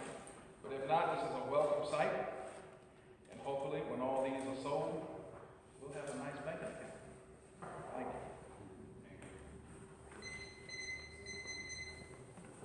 Any further comments? Seeing no further hands, the public hearing is closed. All right, questions from members of council? Councilman Cuthbert? Mr. Mayor and council and staff, will all offers be brought to council for approval, assuming we were to approve of the disposition of this lot? properties tonight? Let's let Mr. Tabor answer that. I'm sorry. Assume we approve this batch of properties tonight for purposes of sale. When the city receives a specific offer to purchase in the future, will that offer to purchase be brought to City Council for City Council's approval? Yes. Yes. And Mr. Tabor, did you intend to include 14 Franklin Street on this list? That's the parking lot across from Progress Index. It's a small parking lot, but it's beside Wells Fargo. Did you intend to include that? Yes. You want to sell our parking lots? Well, the purpose for that, and certainly the list, of course, can be amended as desired by council, but the purpose for including it was because we received a proposal to purchase that property. Well, I suspect we could sell every parking lot we own if we put them all on the market. I'm not sure that's a wise decision. And certainly we don't have to move forward with All right. that. Now, what about the comment that was made about 30 Center Hill Court? I'm not familiar with that, but is it true that this is the lawn in front of Center Hill Mansion? My understanding that property addresses 0 Center Hill Court, but certainly we can remove that from the list and take it and investigate. All right. Thank you very much. Sure. Councilman Myers? Yeah, Mr. Mayor, I'd like to put a motion on the floor to give the city manager the authority to dispose of these properties, but along with Mr. Cuthbert, I agree, we should not be selling our parking lots. So which one was that, Mr. Cuthbert? It was up on the fourth line, Councilman Myers. It's 14 Franklin Street. 14 Franklin Street, to exclude 14 Franklin Street from this list. And at the very end of the list is 30 Center Hill Court, which we would On the auction and to exclude 30 Center Hill Court. That's my motion. I second the motion. Discussion. Councilwoman Wilson Smith? When we first opened the meeting, when I first got here, there was a gentleman in the audience who had some issues with property on one of the streets listed and had receipts where he'd been paying taxes on it for the church. That's one thing. Then there were 2 other ladies who've been trying to contact somebody to purchase a property right next door to them that they take care of, have been taking care of for a very long time, and they have gone. In terms of parking lots, I thought that there is a law, a code, a ruling of some kind which says we can't sell parking lots. And I don't know the exact jargon or the code, but there is something about selling parking lots. I just excluded it. I'm not talking about that one. I'm not talking about that one. What I'm asking is that can we be sure that some of this property is not a parking lot, or can we at least look up that ruling or code prior to selling a parking lot? I'm just trying for us to be sure of what it is that we're selling. And I'll look it up for you and bring it back to you. But the issue when we tried to sell property on South Avenue, the ruling from the attorney at the time was you cannot sell the property because it was a parking lot. And I'll just go find it for you, but I'll let you know.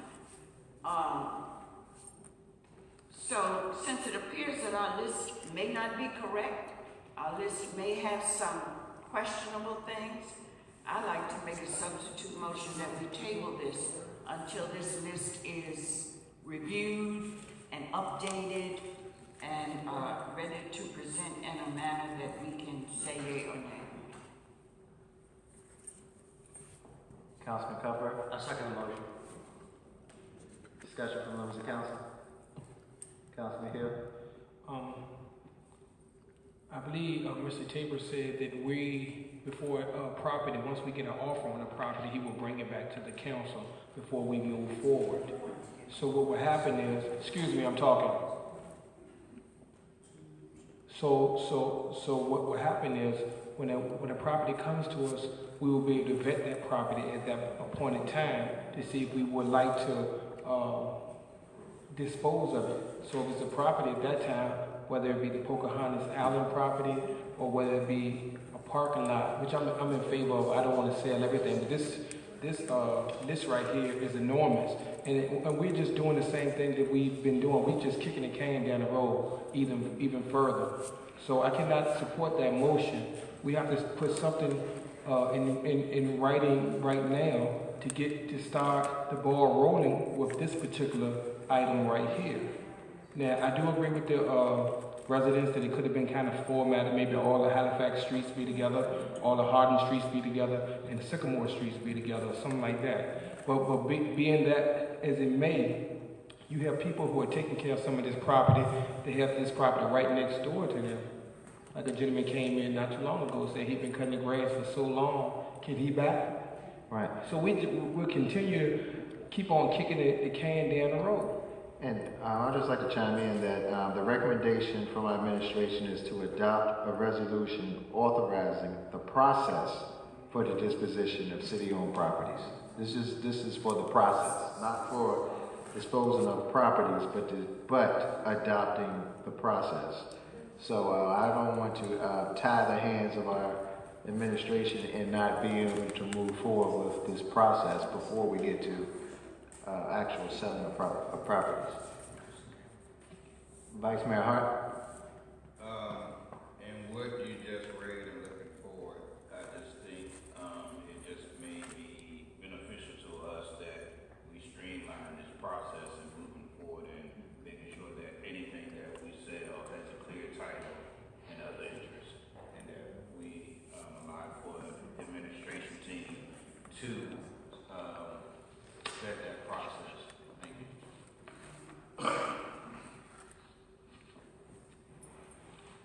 In the resolution, it says to prepare a proposal for said purchases, which shall thereafter be considered by council for approval and sale, which shall be formally authorized by the adoption or ordinance after a lawfully required public hearing.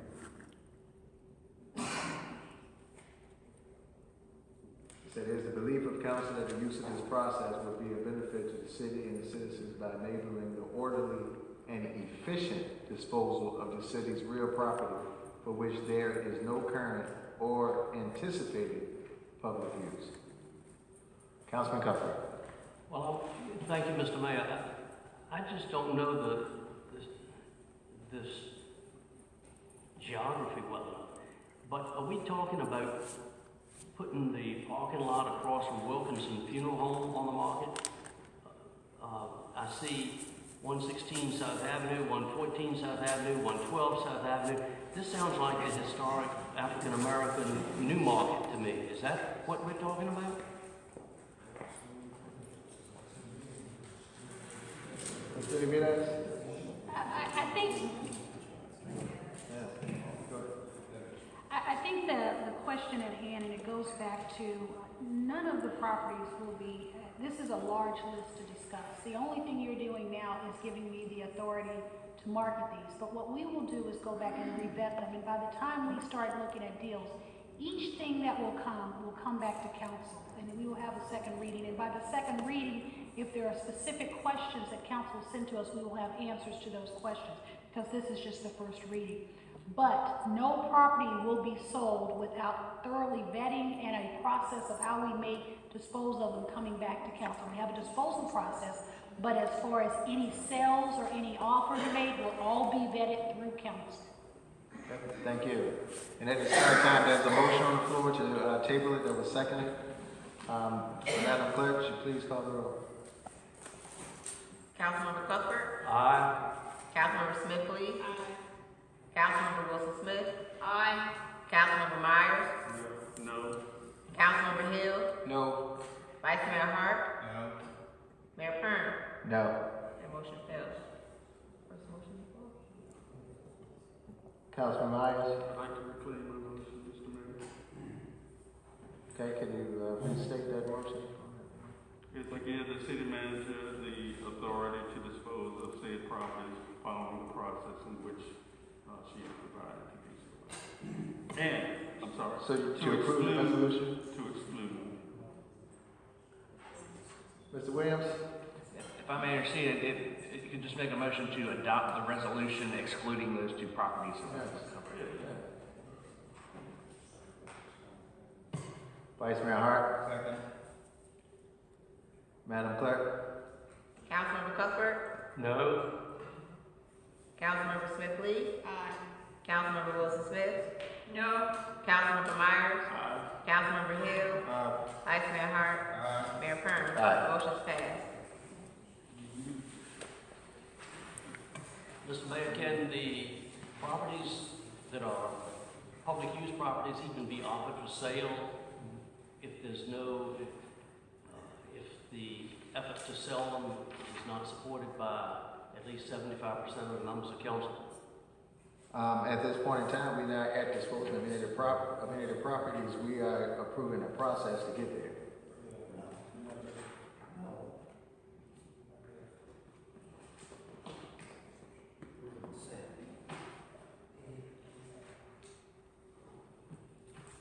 The next item, item 11, public information period.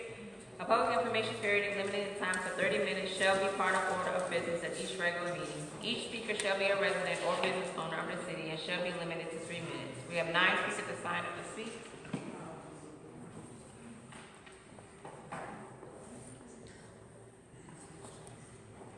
First person, Brandon Martin.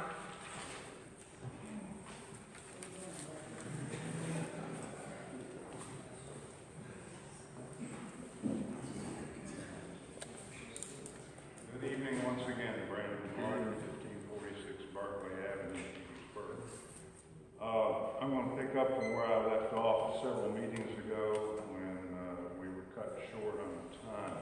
We'll pick back up with dealing with the city utility tax that's shown on your water bill. At least my bills since 2014 have basically been double the utility tax that the code allows. There have been a few exceptions. I've gotten no explanation from anybody. Just let you know, citizens, look at your water bills closely. I don't trust any of them. Next, in regard to a recent response to a comment that a question I brought up in January about the missing chandelier that was from the circuit courtroom in the old Hustings courthouse. I asked what happened to it because there was a TV6 news story back in May asking about it, and I understood that when the reporter went to City Hall to get some answers, no one would talk to him.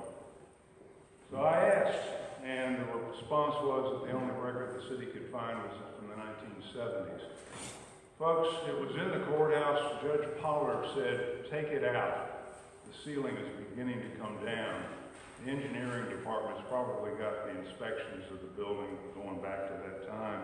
It was stored over in the Petersburg Hotel in one of the lobby rooms up front. You could see it through the windows on Tab Street. It was still there when I retired in 2010. I used to have occasion to go into the old hotel and let the VEPCO guy read the meter. Sometime shortly thereafter, there was the proposal to sell the hotel, City Hall Annex, and the voter registration building in exchange for a new City Hall to be built elsewhere. So the cleanup process in the hotel began. I suspect the chandelier disappeared at that time. You all need to look into it because that thing was worth some money. It's surplus property and it's supposed to be handled according to law.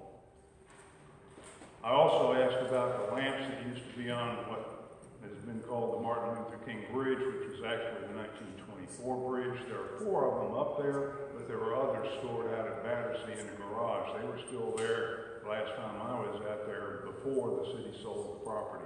Where did they go? There's also a lot of iron fencing out there. Where did all that go? Those questions have not yet been answered. I've searched the minutes of council. Now on to new stuff. Y'all make the policy. You see that the administration carries it out. Y'all are in the dark ages on dealing with leaves. You vacuum them up? Yeah, you need to vacuum them up so they don't end up in the sewer. There needs to be a rethink on this whole process. The believe used to go up to Virginia State to the John Randolph Farm, but that hasn't happened in a long time. Personal property tax relief, take a look at your car tax bills. That's a joke. Basically, a couple last years, I've paid more in total tax paid than what the original tax was before the tax relief was supposed to be applied. Something's wrong, and it's been going on since 2014. That's enough for tonight. Thank you. Thank you. Next speaker, Marcus Squires. Good evening, Petersburg City Council, Mr. Mayor, Mr. Vice Mayor. My name is Marcus Squires, 1701 Monticello Street. I'm up here tonight to talk to you guys about potentially looking into leasing your power privilege rights or your hydroelectric rights on the Appomattox River. I know that originally when the dam was taken out, it was to allow the fish to come up through the river, but there are new technologies that have been developed to allow fish to swim around hydro plants. I know certain cities make millions of dollars a year by leasing these rights, and I do say lease because as we progress into the future, renewable energy sources may become more valuable. So that's something to look forward to. Thank you. Thank you. Next speaker, Linwood Christian. Next speaker, Mark Rudolph.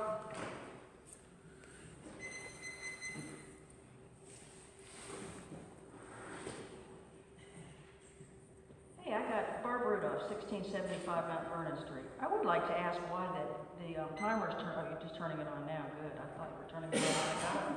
But I'm keeping it short.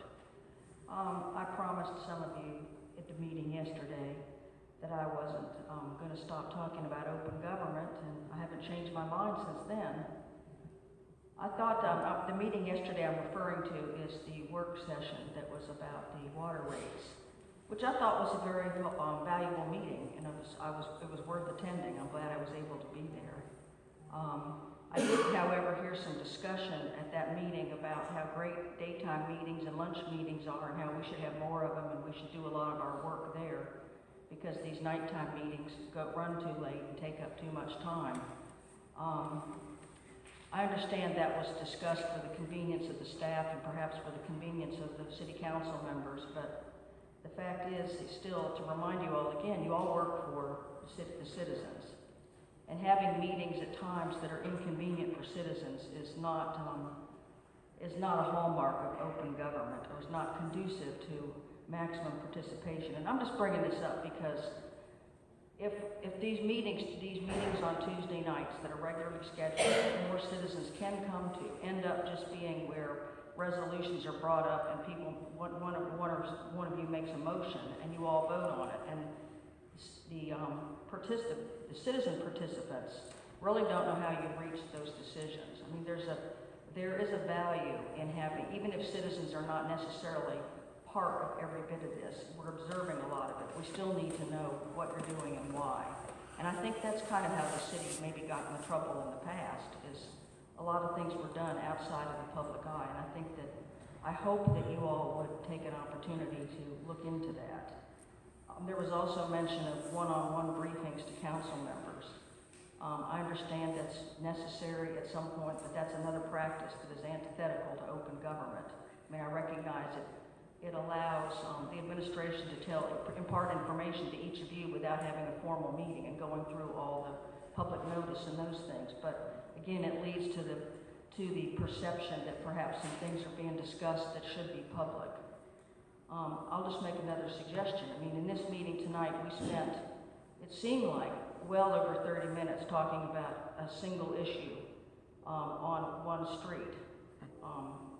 That's well and good. I know it's of interest to the people who live on Grove Avenue or drive on Grove Avenue, but that's the kind of thing that and the closed sessions are taking up a lot of time. So we can't talk about water rates at a nighttime meeting. We got to talk about one street in the city. And I'm just going to say, if it were my street, which also is a busy thoroughfare and has speeders on it, I would say the same thing. It doesn't rise to the level of importance of some of the things that go on here that we need to have brought out in the public.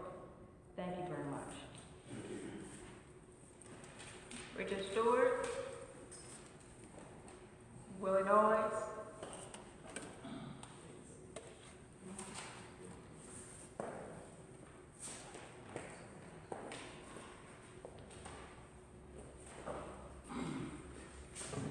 Good evening again, Council. My name is Willie Noyes, 1508 Circle Drive here in Petersburg. And tonight, I've been thinking and trying to figure out how to approach y'all with this subject. But it's drugs. And I've been looking at the paper and I'm glad what the police chief is doing in Petersburg toward that. Double standards. Canada just legalized recreational marijuana, and it's coming to Virginia real fast out of all the states that are legalizing, and there are all kind of support for it, but I haven't heard anything that's against it. And we're going to have to decide what I want y'all to get in the frame of mind thinking about is reaching Petersburg. I'm not saying Virginia, I'm just saying Petersburg. In Petersburg, if we adopt that, we need to have our own pharmacy that deal with it, disperse it, and all the proceeds that come from it should be directed to the education system, the school. They took the lotto and they put it into the managing of the city where they can reach in there and grab. That was our key right there. If it was all devoted to the school system, we would be straight. But you didn't do that. We got another change, and that's for the marijuana, medical, whatever they want to camouflage it as. But, you know, it's directed at the vets because they're going to be the ones that going to be getting those prescriptions. And anybody else that can get on it. And it goes on and on, you know. The other thing is, I'm glad y'all made the decision about the liquor store. We only need 3 in Petersburg, and that's where they are now. Washington Street,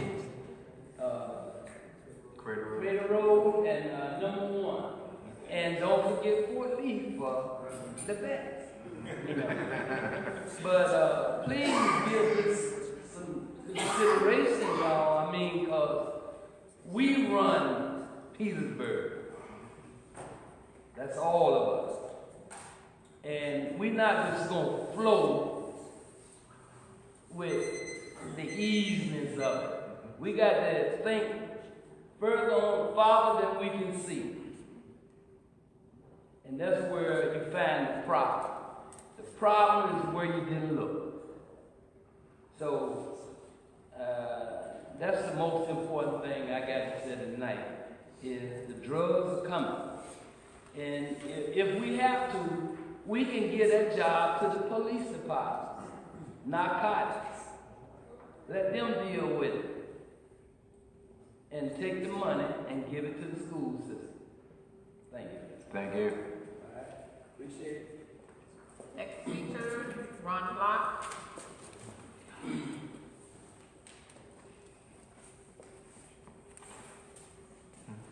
Mayor, Vice Mayor, members of council, good evening, Ron Block, 1708 Mentor Avenue.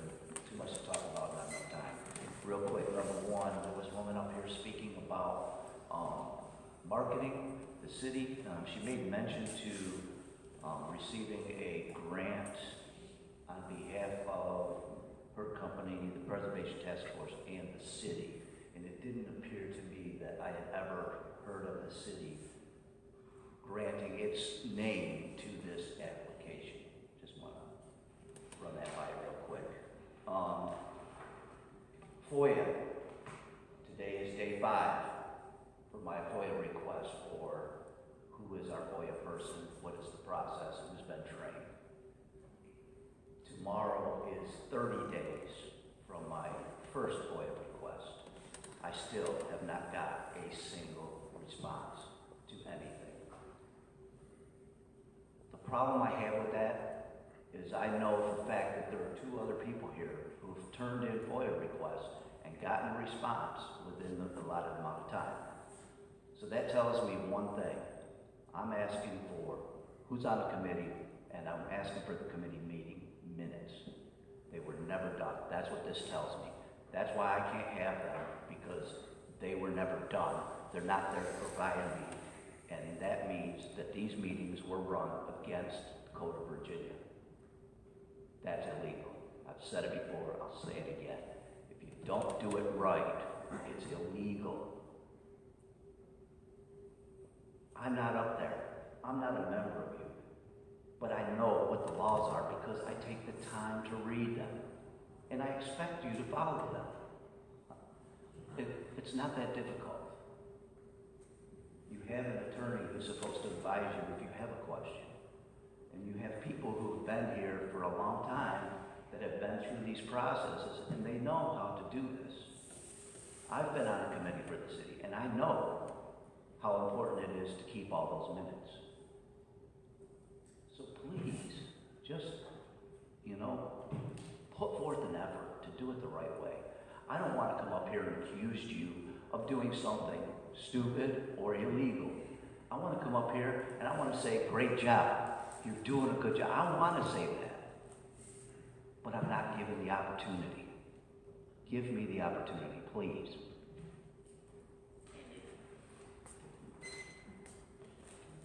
Next speaker, Dolly Holmes. Next speaker, Kadir Hassan. That concludes the public information period. Next item, item 12, business reports from the mayor, other members of city council. Councilmember Cuthbert. Thank you. Members of council, I'm going to pass down a motion I would like you to take a look at. This is just for your information. I'm going to put it on or ask the clerk to put it on the agenda for our our April 2 meeting. But it deals with encouraging the staff to get our collection rate up to 92%. As I say, I'm handing this out now, only FYI, but for the sake of the public, I would like to read this into the record. I move that council hereby declares that it is the policy of this council not to consider, after 2019, any increases in fees or rates for water and sewer services for customers within the city until council has received written certification from the city manager that the city's collection rate for bills rendered for such services has reached at least 92% for 3 consecutive months. And the reason for this is to try to be equitable and not make the faithful citizens who are paying their bills support those who are not paying their bills, but drinking and using our water. I have timed this for after 2019 so as not to disrupt plans in the short term for obtaining the revenue that we need to maintain our infrastructure. But by this motion, I am asking council to put city staff on notice that we're serious, that we want this 92% figure reached. It is the norm for the industry, and there's no reason why we can't reach it as well. So I'll be sending this to the clerk of council and asking her to include it in our agenda for our April 2 meeting for a vote at that time. Thank you. Thank you. Councilmember Wilson Smith. Yes, thank you all for attending the meeting tonight. I sent an email to Code Compliance requesting a report. At our last meeting, we talked about the new parking deck to go up, and we talked about one of the buildings having floors fallen in, or something to that effect. And so I asked for a dated report as to when the last time the building was actually looked at, what was the condition of the building, and I did ask for it to be dated, and pictures and anything else that Code Compliance could give us. I also know that Mr. Cuthbert asked for similar reports, and as far as I know, I have not gotten anything. Mr. Cuthbert has not gotten anything, and he had a timeline on his. I'm asking for reports from Code Compliance for all of the old buildings in our city. I want to know what the conditions of our buildings are, as opposed to waiting until someone wants to do something and then we're told that the floors have caved in or something has happened. I would like to know the conditions of the buildings in our city prior to something happening. We tore down the Nash building, but I saw no prior reports. We tore down the Rialto, and I saw no prior reports. So I'm just wondering, where are we with our old buildings? What are they looking like? When was the last time Code Compliance actually did go in and look at them, and what's the status? Is that feasible? I'm not sure. One of the things that we have to verify, and there's two components. There's fire inspection and then there's code. Fire inspection deals with commercial buildings. Code, I'll let Mr. Lyons, I think it's extensive of what we're asking, but I know we've had these discussions, and I know that we are concerned about which buildings are in jeopardy, but I also have to discuss and know exactly what my limitations are in going into buildings that are not city-owned or city-controlled. So I don't know the answer to that, but I will ask him to speak to that. Mayor, members of the council, Councilwoman Smith, staff and I have been working to figure out how to address your issue. As the city manager just alluded to, the issue that you're asking is not just a clear-cut piece. Some of those are private owned. Secondly, you probably also have some buildings that you don't want to send anybody in.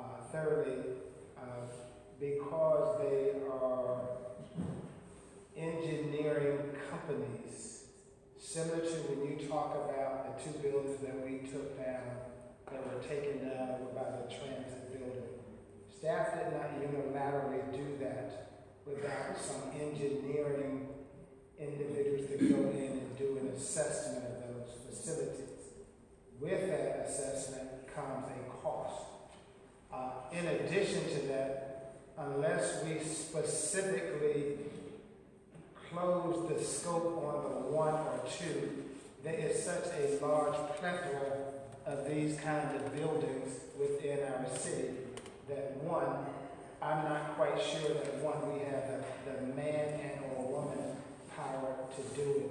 Secondly, it is outside the scope of some of our staff's ability to go in and determine the building, other than the fact that one of the points of clarity that we had with you on the other building was when I came here, we were reading the fact that the building official had the authority,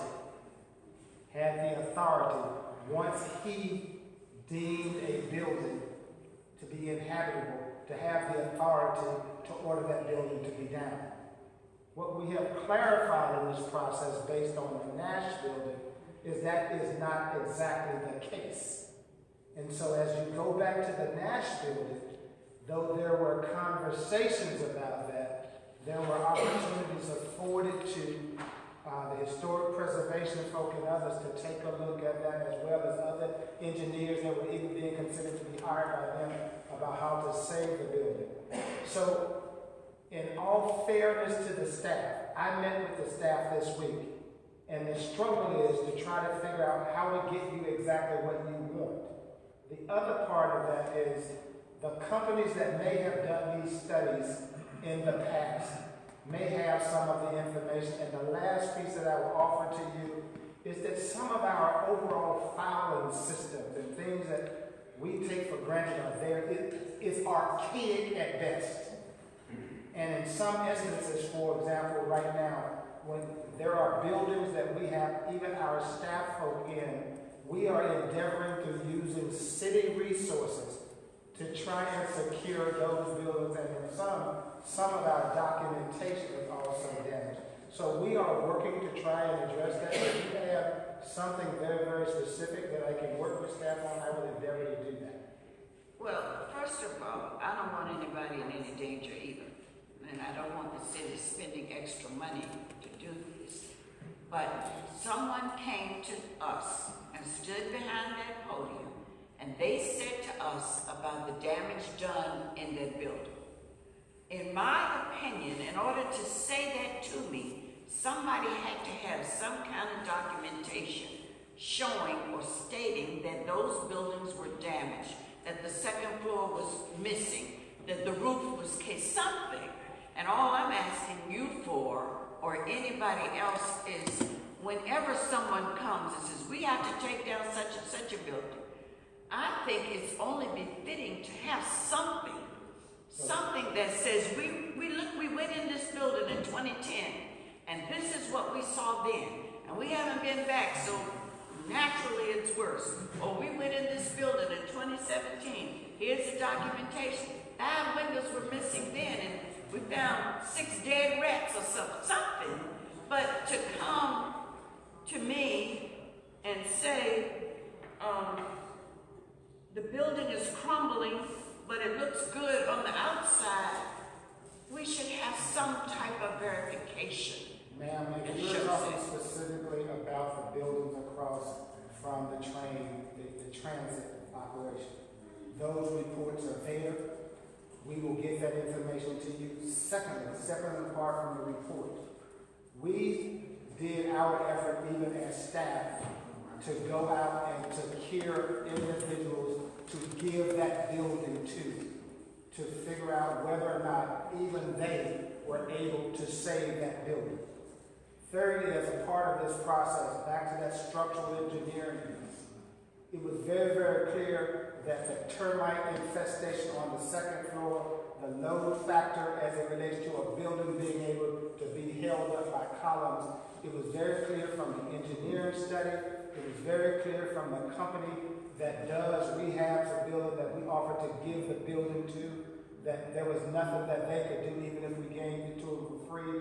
Thirdly, they made it very, very clearly, even if they were endeavored to put all of their dollars and cents and resources into this, it made no sense for them as a corporation. So what you're asking for very specifically, a report which we thought you had when we brought it to you before, I will endeavor with our building official to get that to you now that I know you're focused very specifically on that building. And that's all that my focus on. Yes, ma'am. It wasn't about anybody being in danger. It wasn't about what other reports you got. It was not to question everything that you have just mentioned. I simply asked for a report about the buildings. Yes, ma'am. Thank you. Whatever we have, we will make that available to you. I will get with the building official and give it to you and others that will be information. Councilman Cuthbert, any questions about? Mr. Lyons, did I hear you say that those 2 buildings behind the Petersburg Area Transit Center have been offered for free to people? No, sir. I was asking the question if she was talking about the buildings that were taken down across the street. They had been offered for free? They had been offered to Harlan. I will give you, we put them out there to sell or to do whatever we were endeavoring to do to save those buildings. But you said you offered them for free. We offered them as an opportunity to come back and say that if we were to come to you, because we would not give the buildings away without coming to you, if we presented you with a proposal, is this something that you could help us save?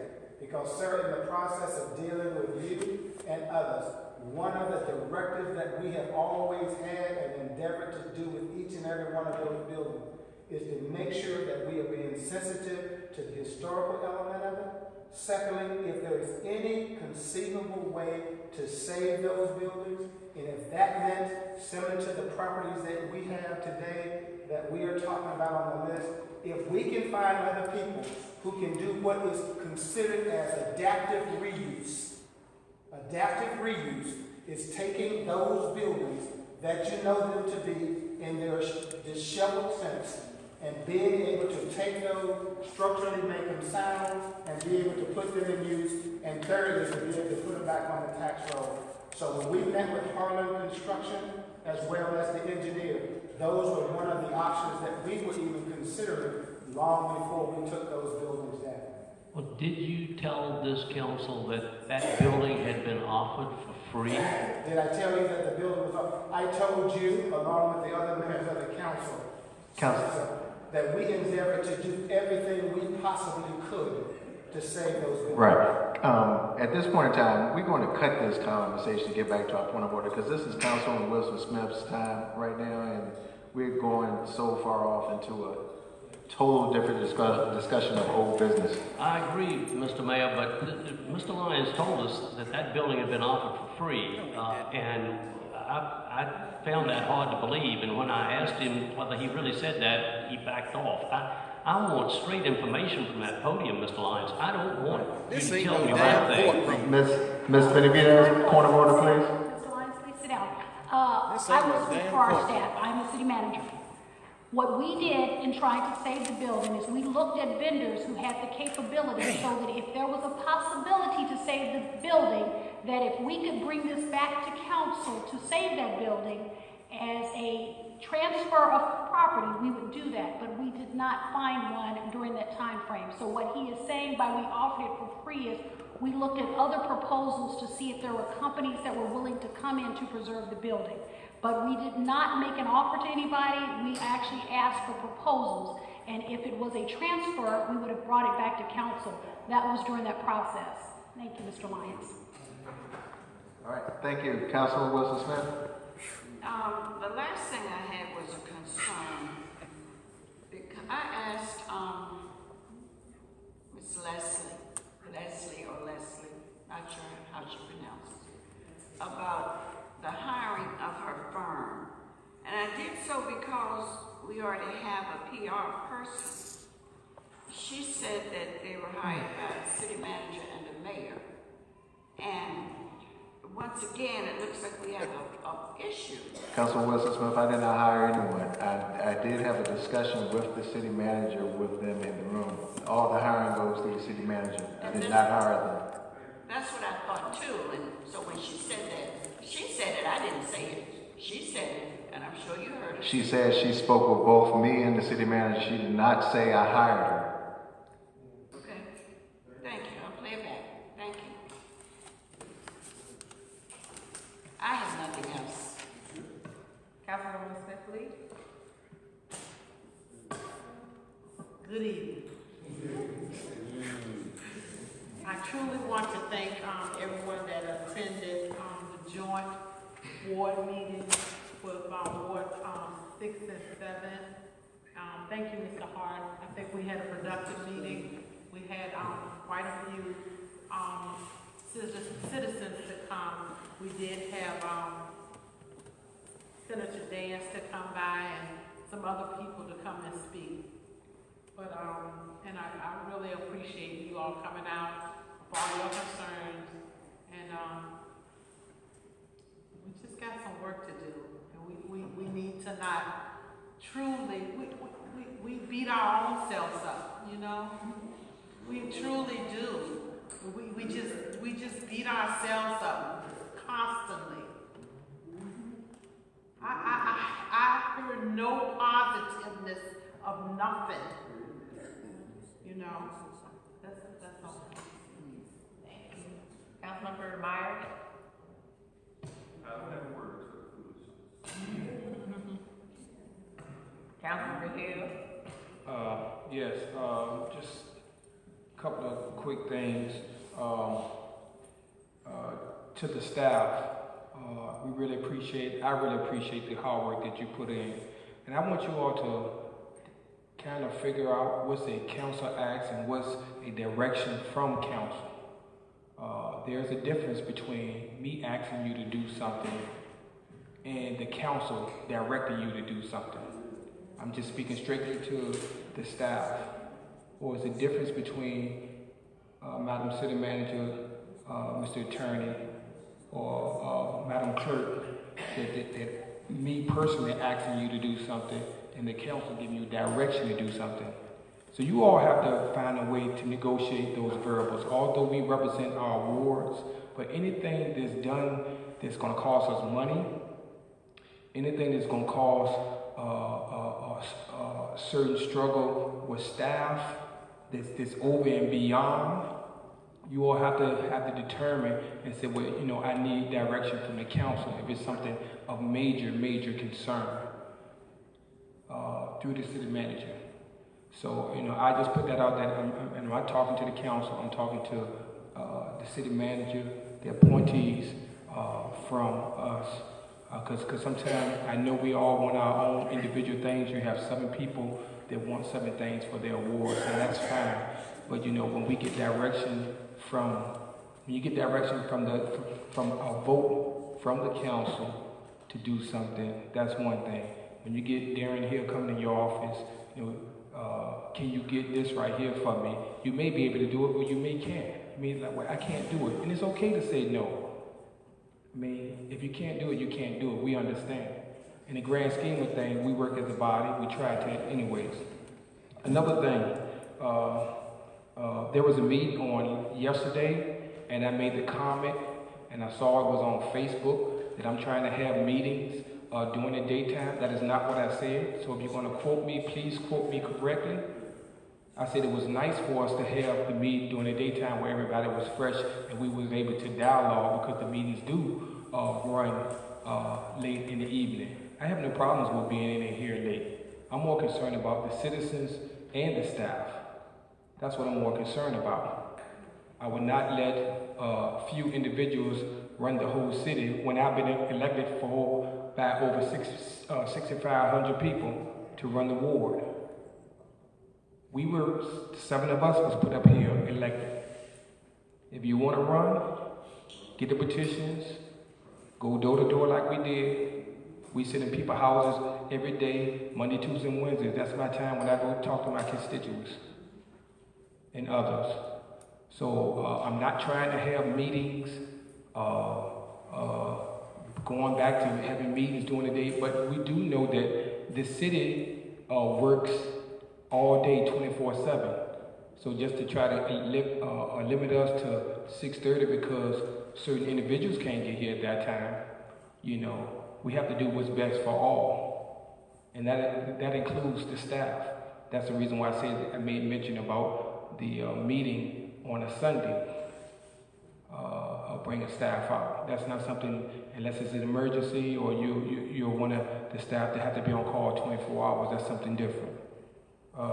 We're getting into the time of the year of our leaf pots and holes. I want to thank the staff for the blitz that we're doing. Seems like it's going well. All our citizens have to do is call in if you see anything, and we'll take care of it. We're at the point in time also that we're ready to start cutting grass, so we have to get on it quick. And you know, this is almost the first time we need to start cutting right now. I saw on Crater Road that we started, but I'm just wondering if we have the resources to start, especially Crater Road going up there near the Blanford Cemetery, if we could start getting some weed and feed put down out there to kill some of that stuff so that greenery could look a lot better, you know, because it's like sometimes we just hack the grass up and it has no landscape to it, so we can just kind of look into that and what have you. And of course, we're big on the coming into the city I know VDOT tends to take care of that, but I did see our staff on exit 52 cleaning it up, so I want to thank the staff for that as well. And I just really want to thank, this is a long meeting, I want to thank our staff for all the hard work they do. I want to welcome our new person on today, Miss Elliott. Welcome to the team. Thank you, Madam Clerk. You're welcome, Vice Mayor Hart. Good evening, everyone. Just want to thank you all for coming out and being a part. Also, thank you to Nat Smith-Lee for the joint meeting. I think it was very helpful for both of us, and that they can see more than one council person speaking at a time to answer the questions that may or may not get answered here during this session. Staff, again, thank you for all that you do. I know sometimes I'll sit there and call certain things, but there's one thing that we know that is for certain in here. There's a lot of issues that need police presence in the city of Petersburg. So, Chief Miller, I thank you and your staff for all that you do. And even when the citizens or even council member call you and say, hey, can you increase patrol here? You get it done. So thank you for that. Outside of that, I have no other items. Thank you, Mayor Hart. Good evening, everyone. Again, just want to let everyone know that we'll be having on Monday a joint meeting with the Petersburg School Board at Petersburg High School starting at 6 o'clock. All are welcome to attend. And followed by, I know we have the Petersburg Chamber of Commerce dinner next Tuesday. I hope all council members can make it. This is, we're coming into budget time. And I want people to know that, hey, we're still operating in crisis mode here. And we don't have time for a lot of this internal fighting amongst council members and internal fighting between council and staff. Everybody is here to move the city forward. And we got to stay focused as a council on making the necessary decisions in order to get this city out of financial turmoil, because we're not nowhere near where we're supposed to be. And we got to stay focused and dive down into these numbers and sacrifice some time to get it done. I know I sent out an invite for the workshop, the finance workshop, and I know it was set for 6:30, and we still have we do it for the public because the public need to be in on that at 6:30, but yet we still have the same council members that's fighting against moving times up. They can't meet on certain dates. But this city council business got to be done. We got to move the city forward. We can't keep dwelling on, I have a meeting here, a meeting there. You was elected to represent this city, and you was represented to be there to make the necessary decisions. So please don't shortchange the city, and I hope that each and every one of y'all can participate and do what's necessary and do the right thing. And thank you again for our staff and our citizens, because they choose to be here with us, okay? And I have been here when nobody wanted to come here before. So we got to be appreciative of our staff and also mindful of their job and the things that they have to do. Because no one is going to dive into to mental breakdown on financial overload here, because we have a very, very heavy load to carry here in the city of Petersburg. I have no items. Thank you. Item 13, items removed from the consent agenda, no items. Item 14, unfinished business, the water rate study presentation update. Rogers. Mayor and Council, we had I thought a very good and productive meeting, workshop yesterday on the water rates. I did not invite the consultants here tonight to go through what we went through yesterday and last week.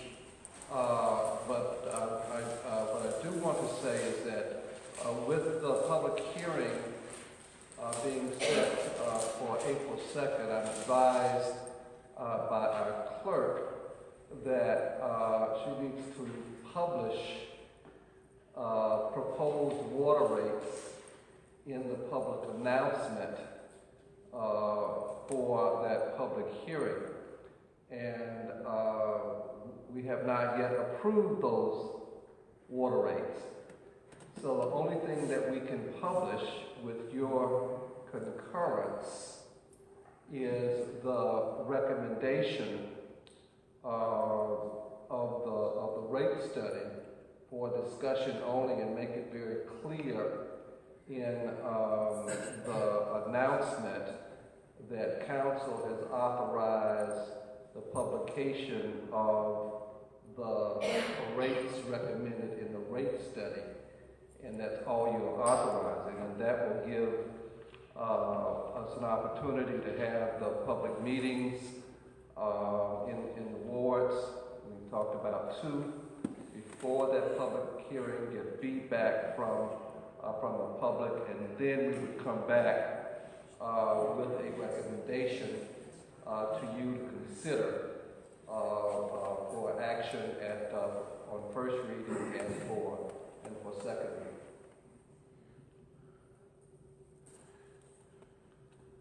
So, Mr. Mayor, motion to authorize us to do that would be appropriate. We entertain a motion for that. Councilman Wilson Smith. Can you reiterate what is authorization? It's simply authorization for us to publish the recommendation of the rate study.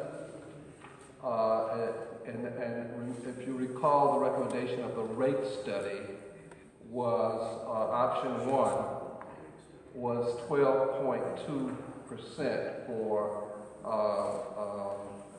20, 21, and 22. And I won't repeat that. So you will, what you're asking for, the publication will publish each one of the recommendations, that's what you're saying? Not each one of the recommendations, but what we would do is I think the format required is to apply that rate increase to each one of the rate categories so that citizens can see what the impact will be on them. For instance, be able to see what the 12.2% would mean for the residents on their capacity charge and on that water rate, so they can, and we'll do it on a monthly basis, average monthly basis by meter size, so that they can see that. But that would be clearly understood authorization only for publication purposes, and when we come back, we will come back with a recommendation based on input from the residents. And we talked about the various options that we have that are on the table, and see which, and we'll tell you what we get back from citizens, whether their reaction to the options that we have out there. But the main thing is, trying to cover the revenue required to finance the water system based on whether it's 80% or 90% or 92%. What that rate would be. Councilman Myers? No, I was just going to ask, I'm sitting here waiting, what are you asking us to post? The list of options, if that's the case? What? Do you need me to respond, Mayor? Yes. So, and I'll ask our clerk, because she gave us the advice of how she publishes a water rate, because we've done, you have done this before. Right. So, what do you have to publish for a public hearing? You have to publish, just like you said, for each category, you have to publish the amount. If you're increasing it, you have to put the increased amounts on there. And it's for each, I guess, meter size, all of it. It has to be on one page of all the numbers put out there for the public to see. I suppose usually when we're at this point, council has already acted before going to public hearing. And this is the case where council has not officially, voted on options and trying to, in order to keep the schedule moving forward, to meet the public hearing requirement, provide information to the citizens so that they're informed of what's on the table. Vice Mayor Hart? Yes, I move that we appoint the city staff to provide the water updates and options as they go out to the public. Recommend.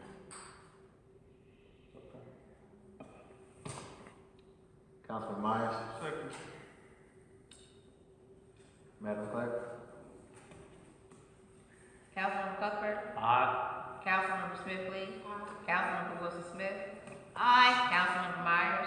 Councilmember Hill. Aye. Vice Mayor Hart. Aye. Mayor Purna. Aye. Motion's passed. Thank you very much.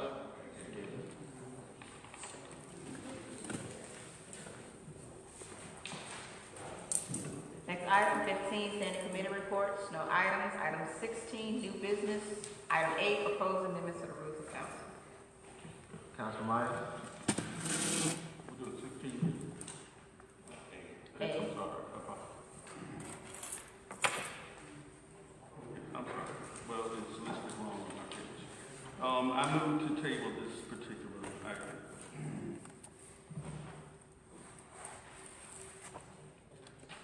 Vice Mayor Hart? Second.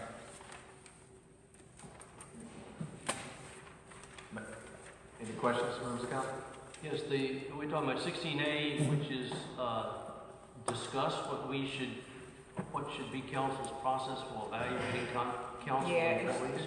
the numbers are changed in there. So 16A on the agenda is actually 16B. So it would be the rules of council are the ones that we're on now. It's just switched.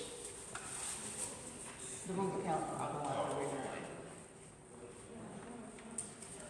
So the motion is to table a vote on the proposed amendments to the rules of council. Yes, sir. Is that a proposal to table until a particular time or just indefinitely? No, not indefinitely. Well, let's look at April 16th. Our next meeting. April 16th is the second meeting in April. Okay, the motion is to table to the April 16th meeting, and the second by Vice Mayor Hart. Madam Clerk? Councilmember Cuthbert. Aye. Councilmember Smith-Lee. Aye. Councilmember Wilson-Smith. Aye. Councilmember Myers. Councilmember Hill. Aye. Vice Mayor Hart. Aye. Mayor Purna. Aye. Motion's passed. Next item is discussion on evaluations of city council appointees.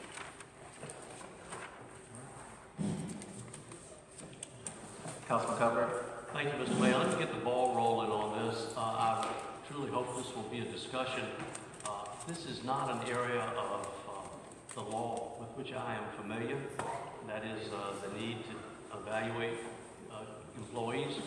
But I have learned from serving on city council and through some of the contentious issues that have been presented to us that it is important that we be businesslike in evaluating our council employees. I know it's hard to make time on the agenda. We all have so many issues presented to us, and so I'm wondering if the way to approach this might be to establish or to pick a certain date, let's say the first date in October. And at that time, our standard operating procedure would be that at the first meeting in October, we evaluate council employees. And I don't even know how frequently we need to do this, whether we need to do it once a year or twice a year. So I'm throwing this, both the time and the frequency and the need out on the table and invite conversation from other members of council. Right. Councilman Cuthbert, the contract say once a year. So. All right. Well, and when was the last time we did that? Right. December. For which employee?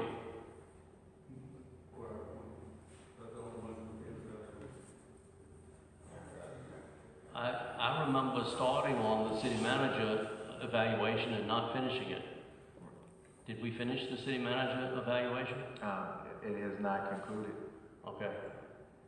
When do we plan on visiting that, concluding that? At this time, I think we need to give the clerk a set a time to set up a time frame for and hold it to the calendar. I think it's best to set a calendar on that.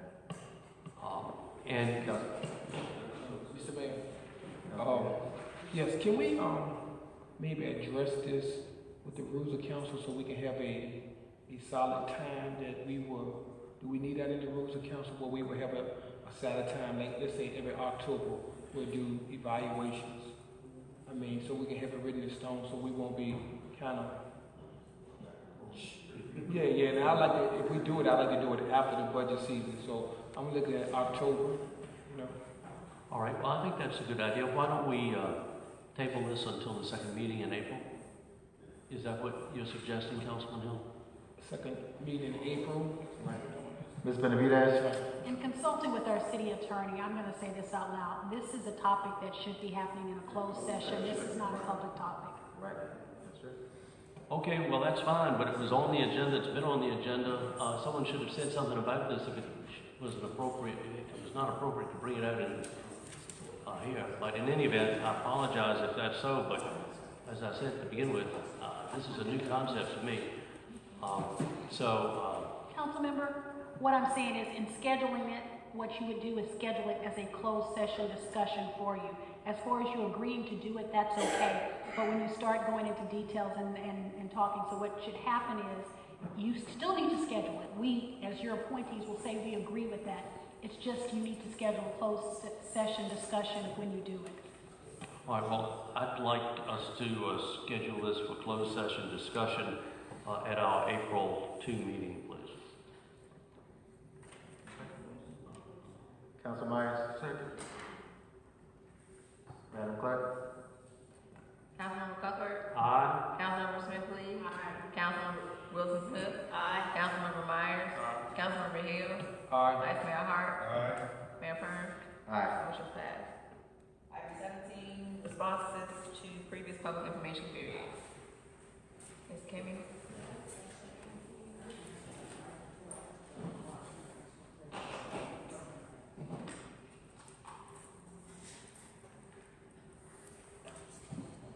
Good evening again. Good evening. I have the public information responses from the March 5th, 2019 meeting.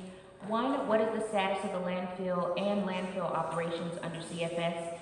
The administrative process considering whether the director should revoke the solid waste permit and the litigation are both ongoing. A formal notice of the proceeding and the securing of a Supreme Court hearing officer as required in that process has occurred. The timing of the process moving forward will be set with the Supreme Court hearing officer. Questions about the status of either of these matters should be directed to Justin Williams at justin.williams@deq.virginia.gov. Specific concerns about the facility should be directed to Jason Miller, Piedmont Regional Office Land Protection Manager at jason.miller@deq.virginia.gov or 804-527-5028. What is the status of the microtel? The city is awaiting the signed purchase agreement from the purchaser and developer. Thank you. Thank you.